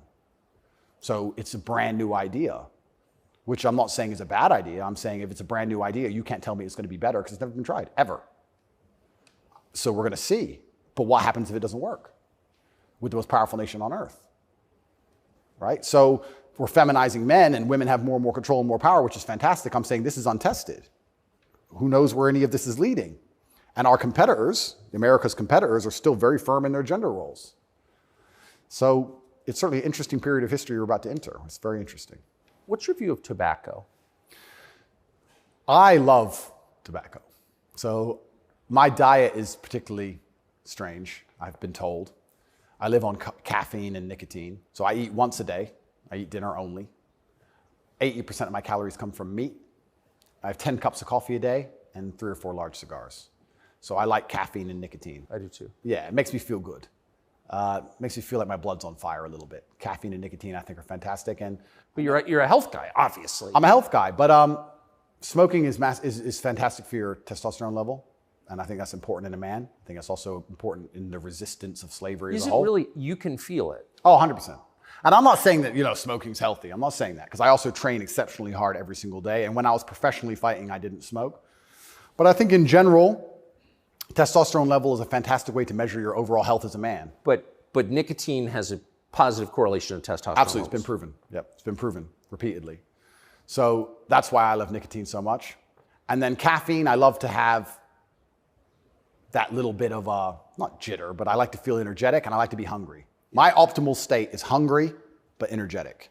That's how I get the most done. I don't like eating. If I eat, I feel full, I feel lethargic. I like to, totally. Yeah, I like to be hungry and 1% irritable from my 5th coffee and a bunch of nicotine inside of me. That's how I like to perform. So yeah, I think it's a good thing. And it's interesting how focused the people in charge are on nicotine. Yeah. As fentanyl becomes really common. Yeah.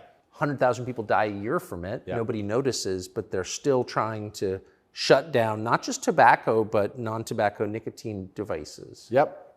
Why? That's a really good point. We could argue it's down to testosterone level. I don't know if you ever saw the study which linked people's testosterone level to their ability and capability to disagree with something. So they did a study which is pretty self-explanatory. The higher your testosterone level, the more likely you are to disagree with a point. And the reason for that is because, especially in older times, if you're going to disagree with something, you had to fight over it. Yeah. If you're going to say no to somebody or some tribe or some person, there's a high chance that you're going to have to fight that person. You have to defend your idea. If you don't have the propensity or the capability to defend your idea, then why would you go against the ideas of the people who are stronger than you?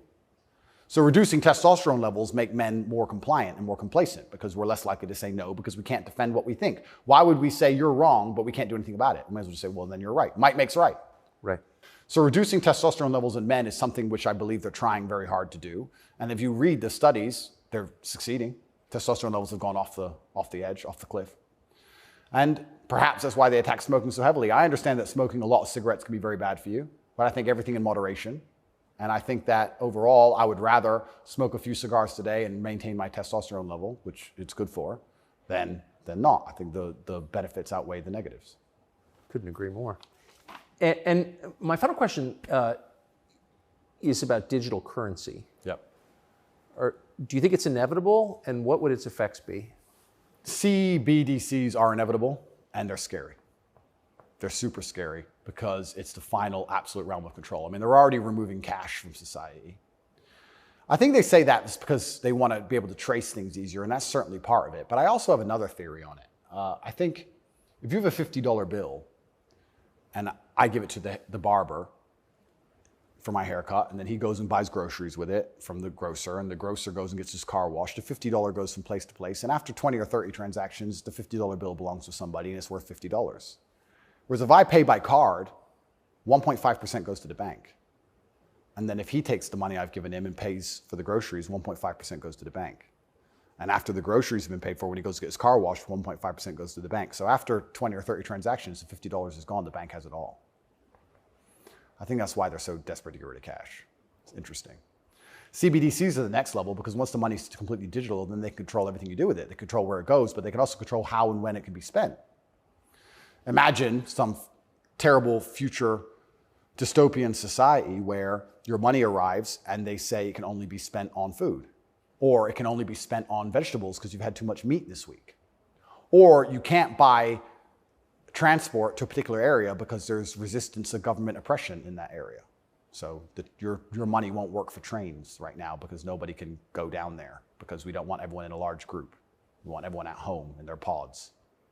And they can track everywhere it goes, and they can also track how it's spent, and they can control how it's spent. They can put a time limit on it. You have an hour to spend this money. Scary. Like, think of all the ways they can inflict control over it. And I think this is actually one of the reasons why also I'm disliked. The BBC said this to me when they interviewed me. They said, Lucy, the very intelligent BBC reporter, said, word for word, you have a Bugatti and a cigar, and that means it comes with a side order of misogyny. I said, how does having a Bugatti and a cigar come with a side order of misogyny? And you can order misogyny on the side? Looks like it. It's like a sauce. And she repeated it because she couldn't. Yeah, you have a Bugatti and a cigar, and it comes with a side order of misogyny. So I was like, but they're not sending their best. Yeah, I don't think they have any best, to be honest. But the point they're making, what she doesn't realize she's making, because she's not smart enough, but what she wanted to say, but she couldn't say in a way which sounded negative, is financial freedom is required to a degree to resist. The reason I'm also disliked is because I'm financially successful. If I was broke, they wouldn't care what I say. But I inspire young men, all of my fans, to become wealthy. And you'd think that'd be fantastic for the society, right? He has millions of young men. He's teaching them to work hard. He's teaching them different ways money can be made. He's teaching them to be fantastic salesmen. He's helping the society. No, because if you have a whole bunch of money, then you can sit and say, no, I don't need your wage. That's bullshit. There was a video very recently of a guy in England taking down all the English flags and putting up pride flags. And a guy screams to him and goes, bro, you're taking down the wrong flag. And he replied, I know, mate. And the point is, what can I do? I'm a flag guy. If I say no, someone else will do it. Kids got to eat. So by keeping your money enslaved, they can keep you enslaved. You got to eat. They don't want men to be financially free. If you're financially free, if you have enough money in the bank, you can one day go, you know what? I don't want your money. Even me now to this day, I've done enough and I'm successful enough that it's very hard for them to buy me. They come along, well, I would never sell my soul anyway because it's not who I am as a person. But if I was destitute, they could come along and say, Andrew, you have all this influence. We're going to change your message. You're going to say this. We're going to give you 10 million. Okay.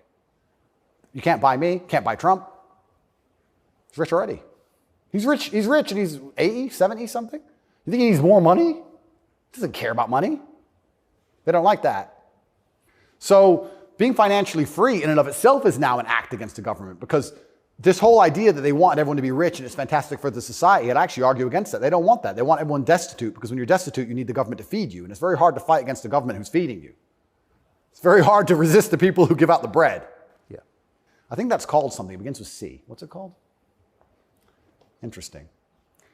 I also heard another interesting theory from a very intelligent person one day, and it was that every government on earth, all of them, in all of their different forms, China, which says it's communist and is capitalist, and all the different in-betweens to the capitalist West, every government on earth is slowly encroaching on trying to become as controlling as powerful as possible.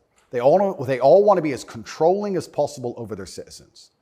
Communism is the end result of the most control a government can have, effectively, or some version of communism. But every single government on earth is slowly trying to get there bit by bit. And the only thing that resists them getting there is the populace and how much the populace will accept. And depending on how malleable the populace is, depends on how quickly they get there. But every government wakes up. It's kind of like AI. Have you ever heard the robot's going to destroy us all because they wake up and go, we don't need the humans anymore? Their end goal is just survival. If a government is the same as an entity, its end goal is more and more control. And that's all they're trying to do every single day with every law they pass, with the climate change law. They don't care about the environment. They want more control. Of course. And the more and more control they get, the final end result, if you give them what they want, is absolute slavery for everybody. So you have to be very careful because that is their ideal government. The ideal government is where everyone complies, everyone obeys, everyone's controlled, we know everything about everybody, and it's slavery. That's the only way to get that state. So even making enough money to have an opinion is an act of rebellion. It's crazy. Andrew Tate. Thank you very much, my friend. Amazing. Thank you. Younger people say the news is full of lies. In Kennedy's motorcade. 239 people. The death of Jeffrey Epstein.